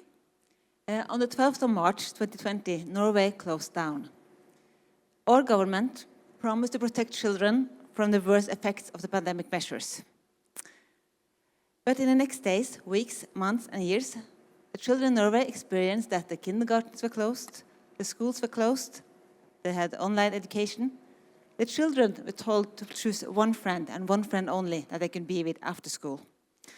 All youth clubs were closed, as was all sport activities for children. School nurses were relocated, used for general helplines and vaccines. Child protection services personnel were told to work from their home so they couldn't meet the children or the families. The list could be a lot longer, but these are some examples. So when the pandemic was over and evaluated, the conclusion was very clear. We had failed when it came to protect our children.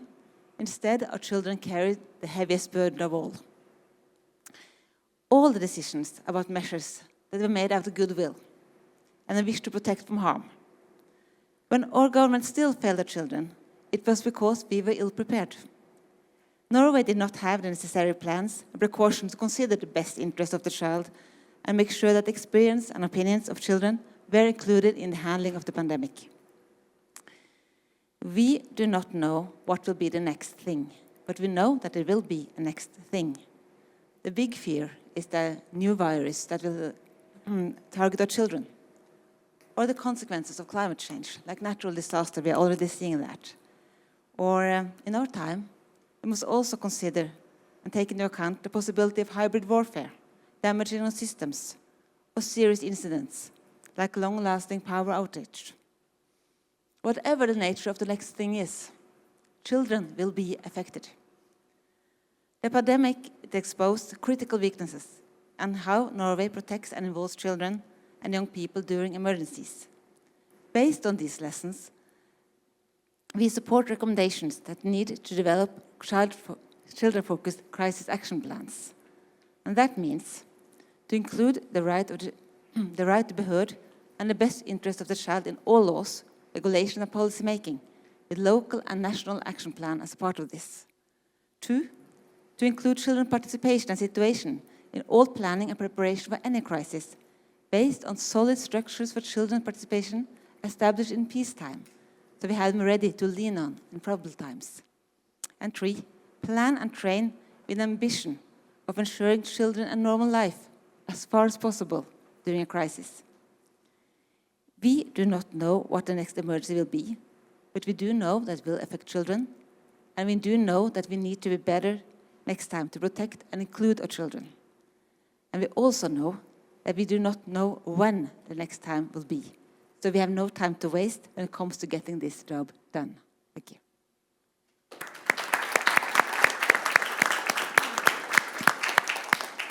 Thank you so much, Mina. And now we will move over to Solvor Nordahl, the ombudsperson. I like to say ombudsperson, sorry. You're the ombudsman, right? Yeah, the ombudsman for children in Iceland. Yes. And thanks for the opportunity to take part in this conference. I want to highlight the importance of implementing child rights impact assessment in all our decision making, both on governmental and municipality level. And as it said in the recommendation, it's to carry out systematic CRIA. CRIA is short for Child Rights Impact Assessment, before measures are adopted, including and during emergency. And it's never as important as in crisis situation to have a CRIA implemented. When fundamental rights are at stake, and we must remember that children's rights are often the first to be violated in crisis. And unfortunately, for instance, in Iceland, we have not yet adopted CRIA. And therefore, we could very vividly see that during the pandemic, that there were decisions made that did not have any there were no measures, there were no measures taken to really find out how it affected children specifically and specific groups, and if it was possible to have some mitigating measures. One of the fundamental things about CRIA is to have consult with children, and they were never part of the decision making. They were not able to influence what was done during the pandemic. We did, as my office, we did collect perspectives of children, and they sent us a lot of ideas and what they were thinking during this time. We did this several times during the pandemic, but this was just collecting their views, but they were not able to really influence what was going on. And that is a fundamental thing in CRIA. And we found it again when we faced another crisis very shortly after, in November 23 when a small fishing village in the south of Iceland was evacuated with only a few hours notice. And lots of families were just, finding ways to cope with this new situation. And we know that many families moved 5 to 7 times before they settled down after this evacuation. So it was very strenuous for children, and it would have helped us a lot if we had already implemented CRIA, and it was part of all our crisis management to really think about how are we going to meet children's rights. So that is my message here. We have to implement CRIA, Child's Rights Impact Assessment. We have to have it on all levels, and the fundamental thing there is to consult with children and give them a meaningful way to influence the decisions made. Thank you.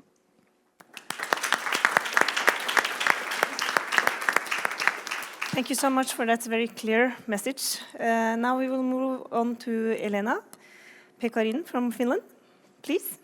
Thank you, Elin. Thank you, Salver, and all the others. My name is Elina. I'm the Ombudsman for Children here in Finland, and also the chair of ENOC, the European Network of ombudspersons for children. It's really difficult with the concepts always, when am I a man and when am I a person, but here I am.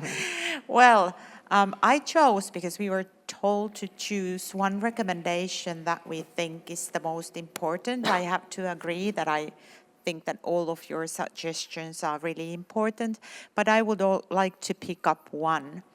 Yesterday, there was a young participant opening the conference yesterday, and he said that, or they said that if they had known before, as a very young person, that Nordic collaboration can solve so many problems, they probably wouldn't had such problems in life.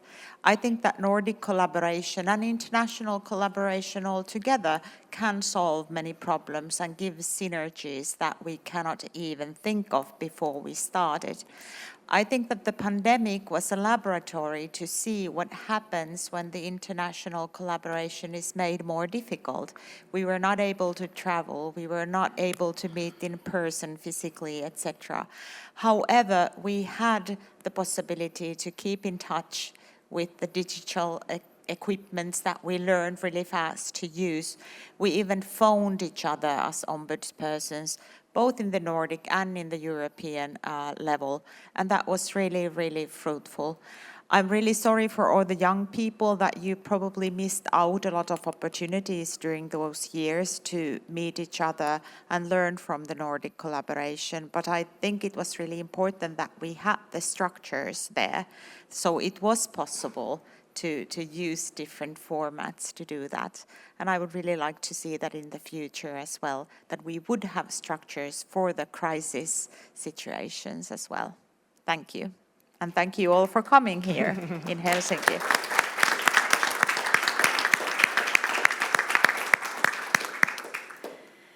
Since we are addressing the people in power here today, I would like to give you the opportunity to raise one more issue or highlight what you already said, because we know that there will be a new crisis.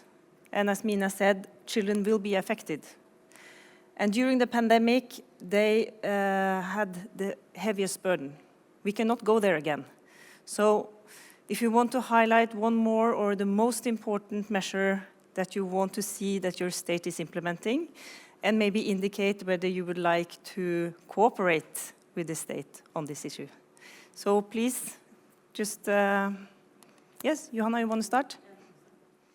Yeah, no, I think at least for Åland, and I'm sure in other places, I think it's great that we're lifting the issue of participation and so on, but we need to acknowledge that that also takes resources, so that we also support those organizations and people to keep up those structures and to increase the knowledge and so on. We need to put a bit or good amount of resources on that. and then make sure that you have representation then in the crisis contingency groups, the people that, because these are people that I don't normally meet in my life, because these are people working with maybe firemen, or I don't know, this, so it's important. Thanks. Thank you, and then Jonatan? Thank you. Yeah, so I just want to underline the point that I made earlier about the fact that bureaucracy and the acute stages of a crisis don't always go that well together. And then you fall back on the relationships and the existing structures and beforehand. You call people that you think are sound, that can come with good input. And young people need to be in those rooms. The people of power or policymakers need to call those youth NGOs that they know are sound and have good input to make. And that comes from building strongly before the crisis happens. So you have those numbers on speed dial to be able to call. Because as much as I would have loved that, I don't think the first thing that policymakers or municipal officers will do when the next crisis happens is to pull out that, big pillar of bureaucracy and start going through all the plans. You act. And children and youth need to be involved in that action. And so I think that's why we have to build strong relationships and strong structures in the day-to-day work. Yes, thank you. Elena? I think that the pandemic made visible, as all the other crises that we have had in the past years, what it is to lose the services that the welfare state provides for families, children and young people. I would really like people to defend the Nordic welfare state with its services, with its support for income, etc., because these were really valuable, and when they were missing, the people actually began to suffer. So if we want to have strong people that can face crises, we have to take good care of them in good times and in bad times as well. Thank you. Thank you. Mina, please. Yes, of course. First, I'd like to support everything that's been said about civil society, the importance of that. We often underestimate the importance those organizations, the volunteers, are in children's life. But besides schools, that is where they spend their time. And family, of course, so very, very important to keep those structures. And also what they said about having the good structure for participation in normal times. So we can use them when it's really, really needed. The last thing I wanted to add was, we often think that there's no point in asking children questions or young people questions because we know the answer. We have to do this, we have to take this measure. It's health and safety, like you said. But maybe we could more often ask not if we're going to do it, not, but if we're going to do it, how? How should this be implemented? How can we reduce the negative consequences of this action? And that's where it's so important to listen and ask the right questions. Not always the yes and no, but how more often. Thank you. Solveig? Yeah, well, the biggest challenge with child participation is to reach out to diverse groups. And I think it would be very nice or good if we could have more structure within the schools. And I thought it was interesting, the discussion both in the working group yesterday and in the at the conference on student councils and how we can also make sure that the student councils are open for diverse students. And I think that this is the biggest challenge, is to really reach out to all the different children out there, and not just the sort of the specific groups that tend to be very vocal and taking part in meetings like this, for instance. So we need to really make sure that, or sort of find ways, and it's challenging. I've experienced that every day. It's challenging. But I really believe that it's possible, and it must be possible. We must find ways to do that. Yes, it's challenging. It's definitely possible, and we have all made it sometimes. So yes, Boas, do you want to add something, or no? It's okay. Then we will have a closing remark from Jonatan. This will be quite a sad closing remark, I'm afraid, because I was going to bring up the fact that we're mostly talking about the pandemic here, the topic of this discussion, but another type of crisis that we experienced in Sweden just 4 months ago was the world's worst school shooting in history, where 11 people died and 6 more was badly injured. And when that crisis happened, it was firstly a shockwave, and then also our members from my organization were locked in to their gymnasiums, to their upper secondary schools for their own security, and they were following the information primarily from the news flashes on their phones. And I think that proves an important point, and that is a responsibility that the adult world has to take in times of crisis, is that you have information and you have a responsibility to clearly inform young people about the current state, especially when it's acute, especially when you don't really know what's going on, and to give not uncertain information, but maybe to confirm the fact that we don't either know what's going on right now, or we can know this, but not more than this, or this is the safest place for you to be right now, and so on and so forth, because that was really a systemic weakness that we identified in Örebro when that happened. Was that no information was coming through, and they got the news flashes instead. So that's another perspective I just wanted to bring to this conference. Thank you, and it shows the importance of preparations, and this is our message. It's a key message for decision makers. You have to prepare so that we do better next time. Okay, thank you so much for contributing.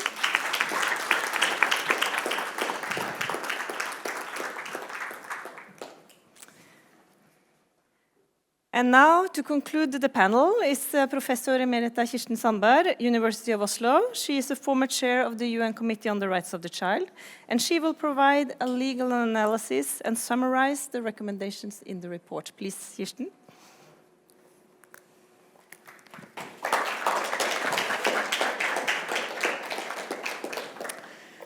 Thank you, and thank you to the Nordic Welfare Centre for making this report and for including me in this work, because I think the Nordic cooperation is so valuable. It's really important, and also the topic of children's participation is close to my heart after having been for 8 years a member of the United Nations Committee on the Rights of the Child.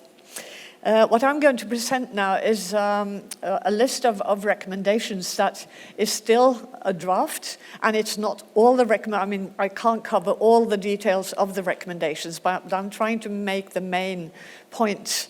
And they are based on input from the children's ombudspersons on the reports that they have all made.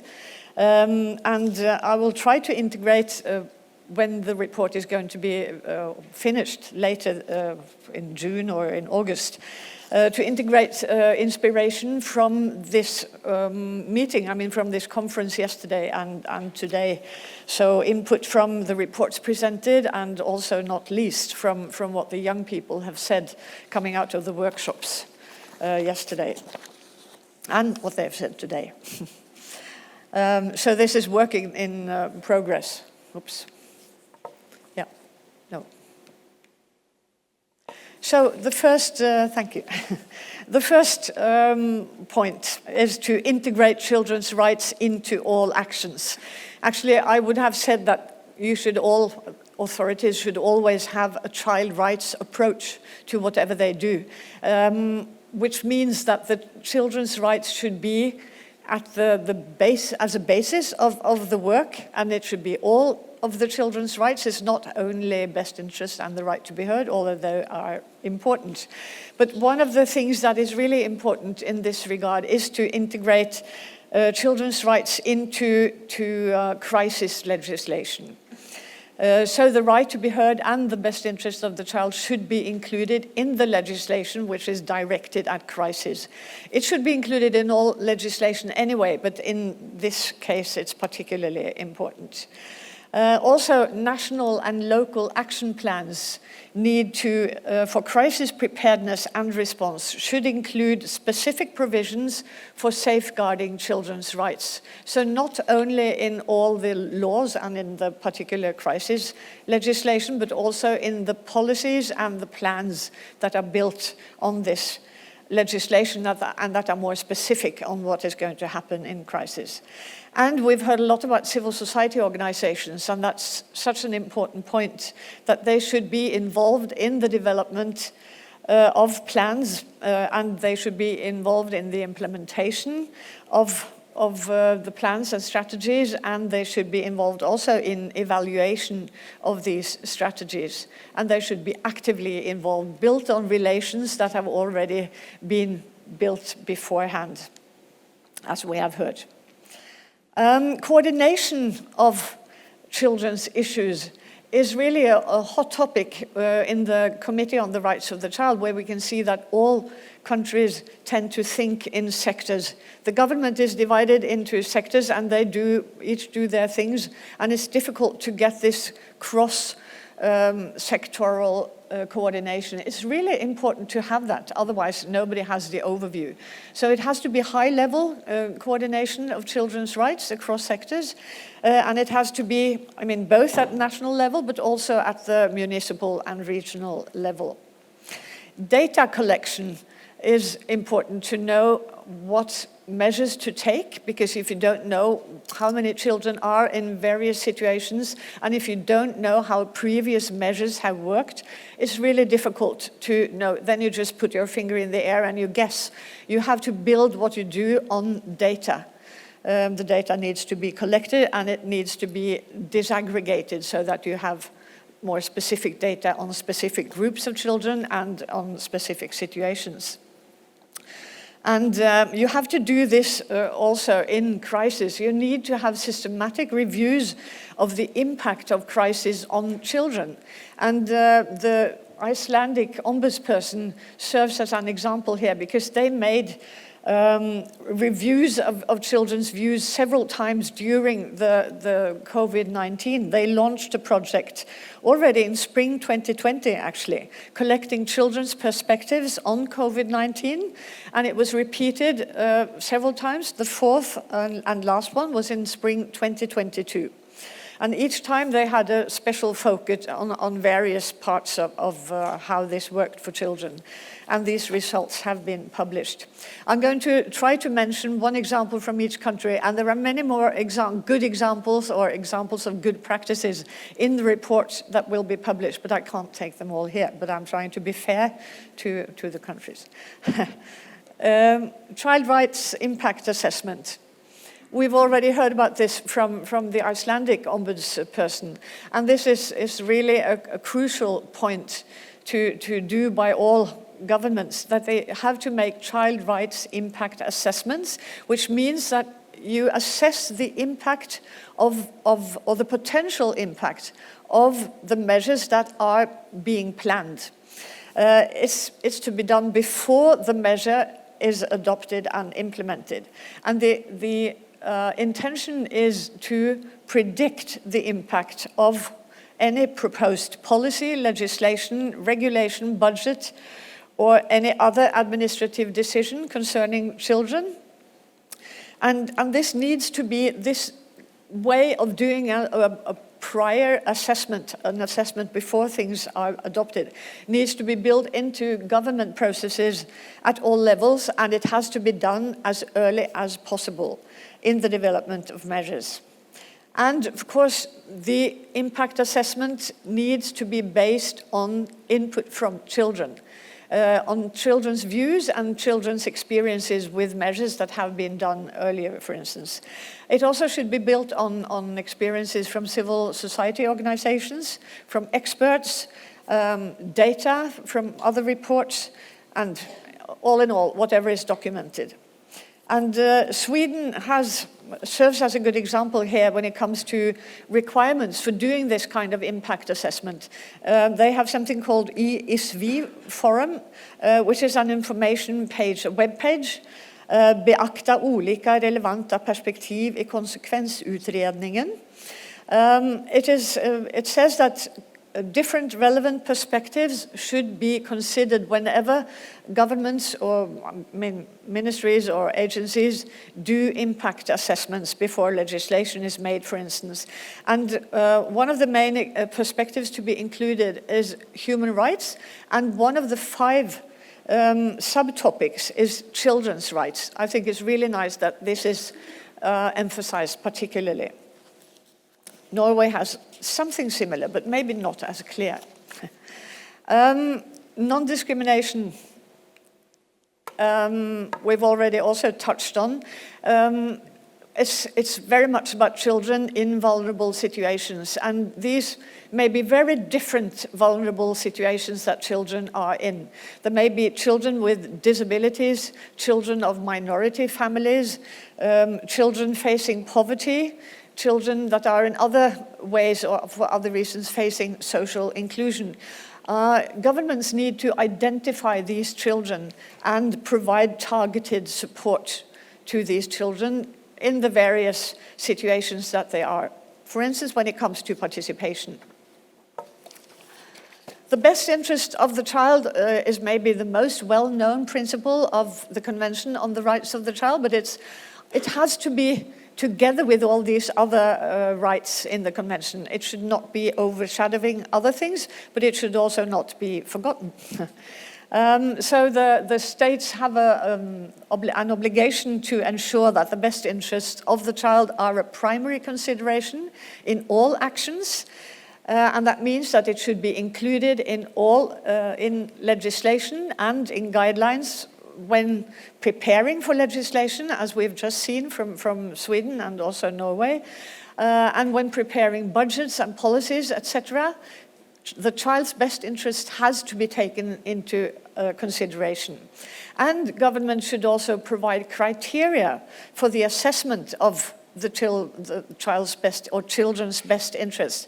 Because without such criteria, it might be very difficult for a municipality, for instance, to know how actually to go about assessing the child's best interest. There are many elements coming into this assessment, and it's well covered, I think, by the Committee on the Rights of the Child, General Comment number 14, on the best interests of the child.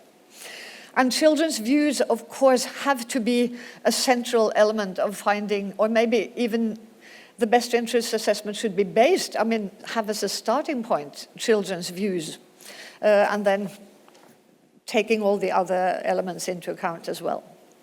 So children's participation is kind of the main topic of this conference, and it was kind of a new principle when it came, or a new right when it came into the convention in 1989, and I think governments are gradually coming to understand more and more about what this means in practice. What it does entail is that governments should establish permanent, inclusive structures for children's participation, and this should be at all levels of government. It should be at the national level, at the municipal level, and if there is a regional level, that's also where it should be. So these structures have to be there, and they should be there definitely in normal times and always functioning, but they should not be forgotten in crisis, as we have seen happened in many of the Nordic countries. Secondly, there should be tailored support provided to children with disabilities, young children, those who come from marginalized communities, and whoever else, children in whatever other situation might need support to participate, they should have tailored support. So this is, in general, they need tailored support, but they need it in particular to be able to participate in a meaningful way. And also methods have to be developed for participation in a good way. And there are many good methods to do this. I can't touch on them all, but I'm going to mention an example or two examples from Finland and Åland. And Finland had, in 2020, a national online survey done by the Ministry of Education and Culture, exploring the experiences of pupils in basic education from spring and early autumn 2020 to be used in the preparations for legislation on education. And more than 58,000 pupils responded to this survey. This was not directly related to the pandemic, but it could be done also in a crisis situation. Åland has so-called citizens' talks, and in September 2020, they held such talks throughout Åland. It's a kind of citizen talks, which is a form of focus groups open to the public, and two of these talks were aimed at young people in particular. Also, governments, this has been asked for by children's ombudspersons, at least in some countries, that national resource centers are needed, that government should set up such resource centers for participation of children where methodologies could be gathered, and that could also be of help when, for instance, a law commission would like to have children's views on a particular proposal that they would like to make. So this is something that could be set up in all countries, I think. Regular training should be provided to all professionals that work with and or for children. In Norway, an interesting example has been set up. It's the ombudsperson that has developed an e-learning program and with guidance on child participation. It's to be used both at an individual level and at a systemic level. And these courses will be useful for everyone working with and for children, and it's easy to find on the internet. And training to professionals is something that the Committee on the Rights of the Child have really pointed out as an extremely important element in supporting children's participation, because adults need to know how to do it.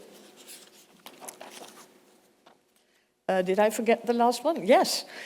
Youth should be encouraged to get involved in community-based initiatives, because that would, and this is also in crisis situations, that they should be involved in whatever happens in the community, and they could be supporting elderly people to help them with digital, not tools, but how to do digital things, for instance. So this is something that it would help to make young people feel empowered, including in crisis situations. Children have a right to information, which is closely linked to participation. Children need information which is child-friendly, it should be timely, age-appropriate, and accessible. They need this in order to be able to participate. But the right to information is also a separate and independent right. For instance, in times of crisis, where children need to know what is going on, to feel that they don't get lost in whatever is happening. They should be able to follow what's happening in society. It should also be in relevant languages and formats. And of course, it should be done not only in normal times, but in crisis as well. And Denmark provides a good example here. Danish, or DR Ultra, it's a Danish radio that has a TV channel for children and young people, which is Denmark's, of course, largest state-funded media. Created during the pandemic some special programs where children had the opportunity to ask virus experts about their concerns and experiences. So, right to health and education. School health services should be safeguarded during crisis. This is something we saw happening, that school health nurses were used in the pandemic. They were not anymore available to children. Even though children were not at school, they should have been available digitally or in other ways. That was really something which we have learned from that, I think, at least in my country. There should also be access guaranteed to mental health and psychosocial support services for Greenland, including during crisis. And Greenland had a corona hotline set up for children under the existing helpline.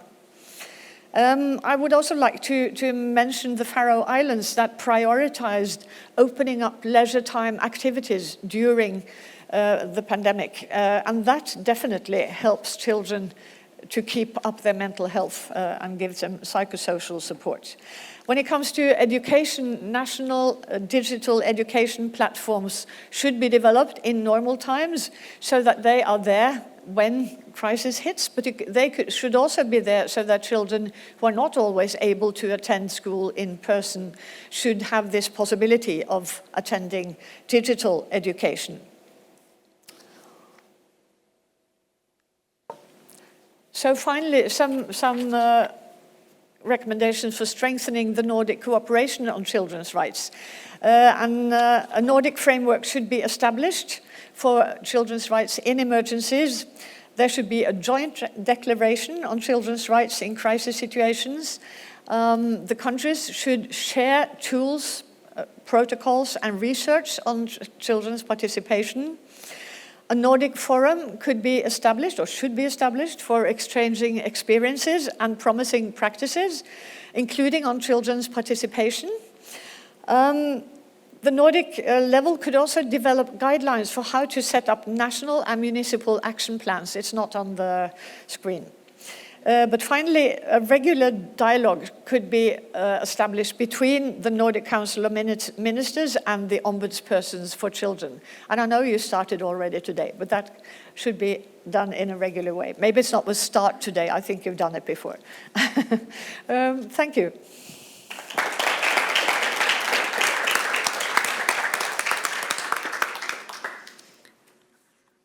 Thank you so much, Kirsten.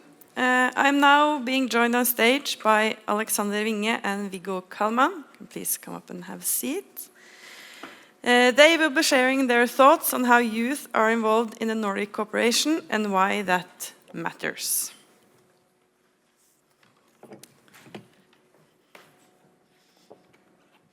If you could just please briefly introduce yourselves and tell us who you represent in Nordic cooperation. We can start with you, Alexander. Thank you.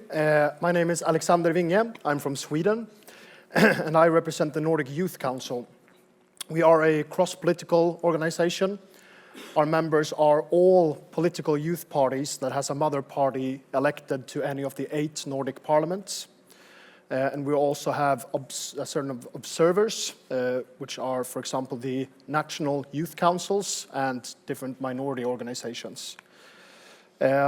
And we participate in the Nordic Council. So the Nordic Council is divided into 5 different committees, including the Presidium. And we have 2 representatives in each committee, excluding the Presidium, where only the President, being me, participates. In the committees, we have almost the same rights as the parliamentarians. We do not have voting rights, but we have the rights to put forward suggestions and to participate in debates. And the same applies when the Nordic Council has its session. And what we do is basically trying to represent youth within the Nordic parliamentarian cooperation.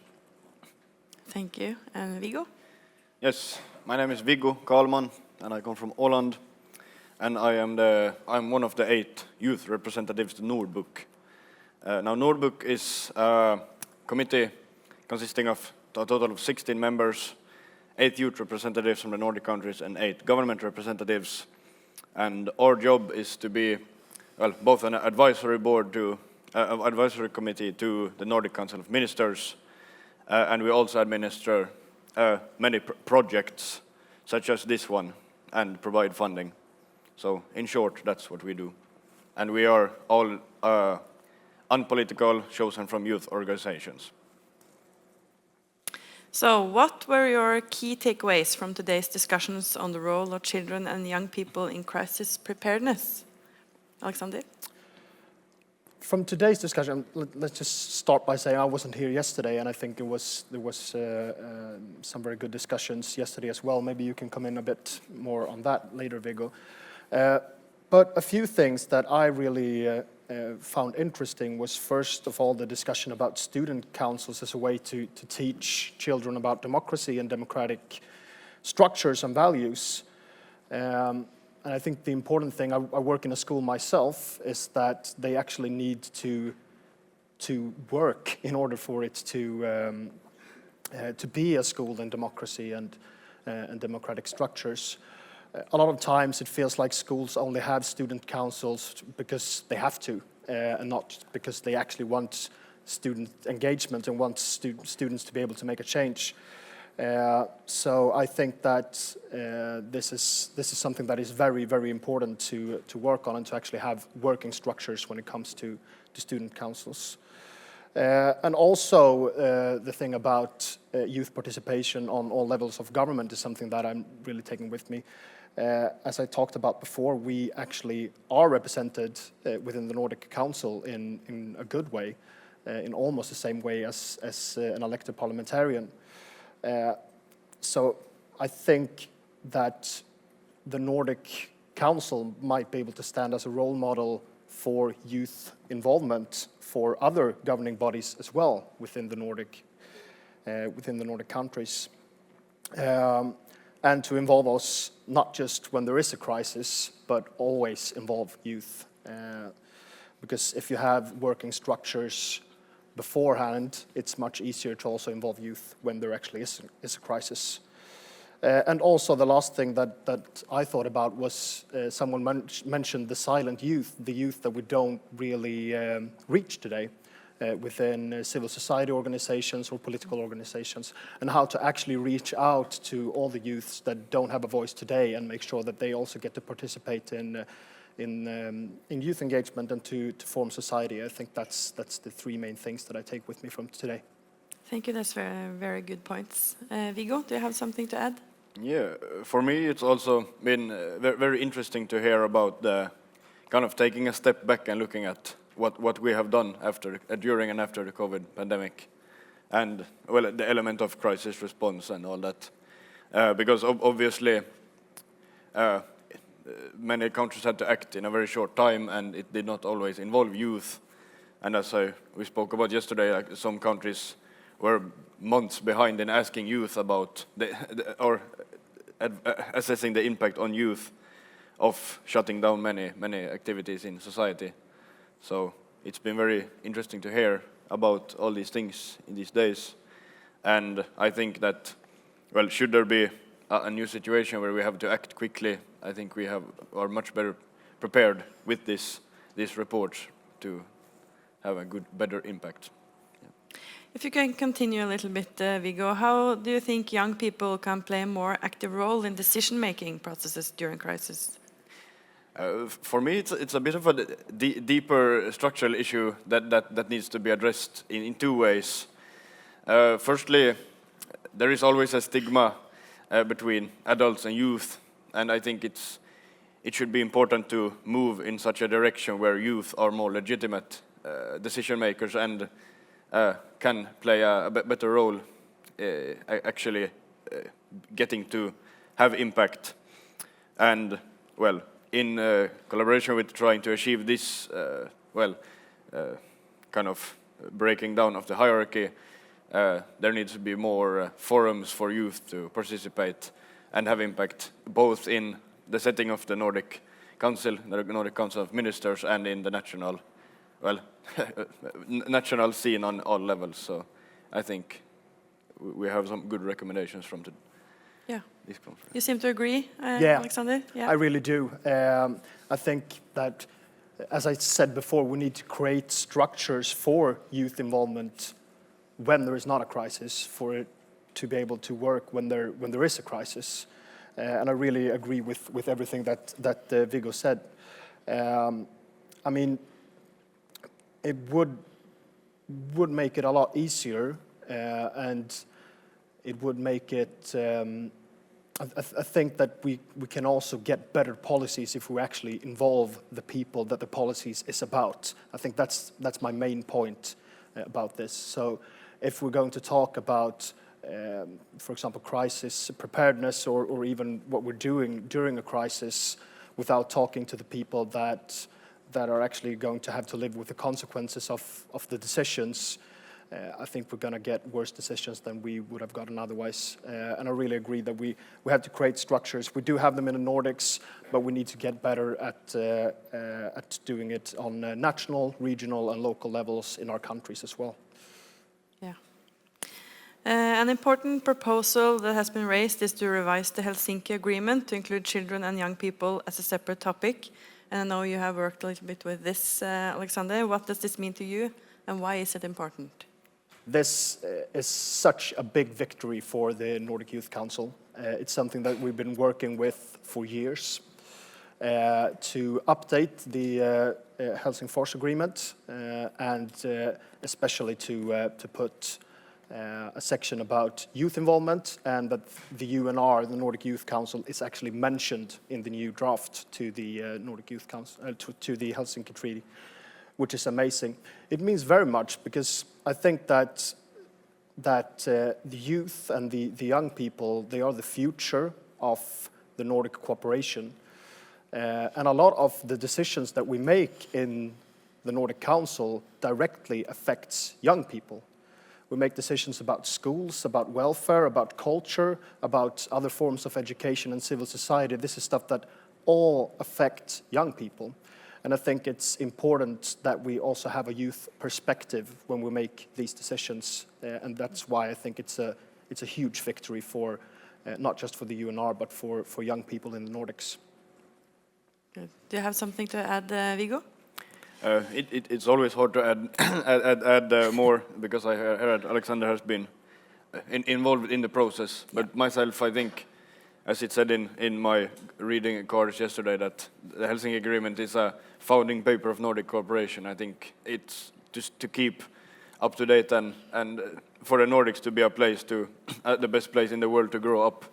It needs to include more youth inclusion, because it's very actual and also, well, it has many positive benefits on society. Also in, well, that I was thinking about when I saw the results from the student councils and youth councils, how big an impact it can have. If you involve youth at a younger age, it impacts the whole view of youth, the trust in society and the trust in, well, having a voice, which can later in life also impact voting and democracy and all that. So I think it's a big piece in the puzzle of society. Absolutely. So how will Nordbook and the Nordic Youth Council follow up on the recommendations made today? Viggo, you can start. Well, in this I want to come back to the Helsinki Agreement, and I hope that we, well, when it comes time to update, that it can actually also live up to what we have spoken about, that we, us youth, the youth forums in the Nordics, or in the Nordic Council and the Nordic Council of Ministers, can actually have an impact and not just be put aside and be heard sometimes, that we can actually play an active role together with ministers and with everybody. And I also think in the continued work of Nordbook that we will have a lot of nytta. We can use the recommendations here in many aspects, and I think it's important to remember what it stands for. Absolutely. Yeah. First of all, I really agree. But what I can add to that is a lot of the recommendations is also things that we can push within the Nordic Council. Of course, the UNR as an organization, we need to take issues through our sessions usually, but a few of the things that are mentioned in these recommendations are also things that our member organizations have sent in and have pushed towards the UNR before, and that we can keep pushing to the Nordic Council. So I think that our role in this is to keep bringing these issues up and make sure that the adult politicians in the Nordic Council listens to us. So the last question, and this is quite big, but you can try to sum up. What is your most important message for the decision makers present today, Viggo? I would like to first, I think it's always, decision makers always kind of a broad, for me, a very broad term. It doesn't necessarily mean an elected politician that can write a document that becomes reality. I think most of the people in this room are voters, and some are voters to be. And I think it's important to, well, gather what we've heard today and bring it with you to wherever you go. If you go to work, if you go to school, and to be able to, well, assimilate the knowledge and spread forward, and in decisions and in whatever decisions you make in your everyday life, know that you have a role to play in society. And especially in the Nordics, when we have, well, a lot of people, or few people compared to the size of the region, and I think we often have stronger communities, and it's well, we can have a bigger impact in our everyday lives. So I don't have a singular message. Just take with you what you've learned and spread it. Thank you, Alexander. Yeah, I actually do have a message, and let's have the courage to listen to us, because it's us the youth of today that will have to live with the consequences of the decisions that the decision makers of today make. And please make sure that this is not just another thing that we talk about today and forget about tomorrow. Instead, bring these insights from today back to your decision-making body and ask yourselves, what can we do to involve youth more in our decisions? That would be my message to the people listening. Thank you so much, Alexander and Viggo.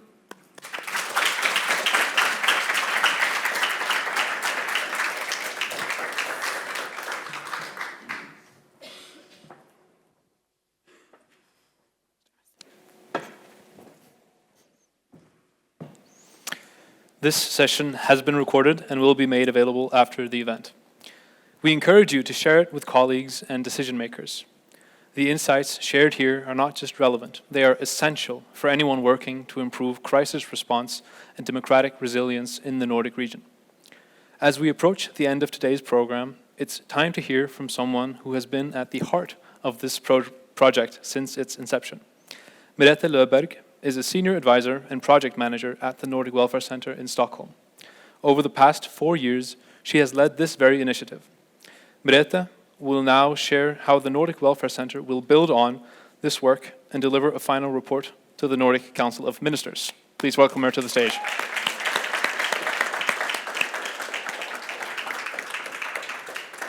Thank you, Dánjal.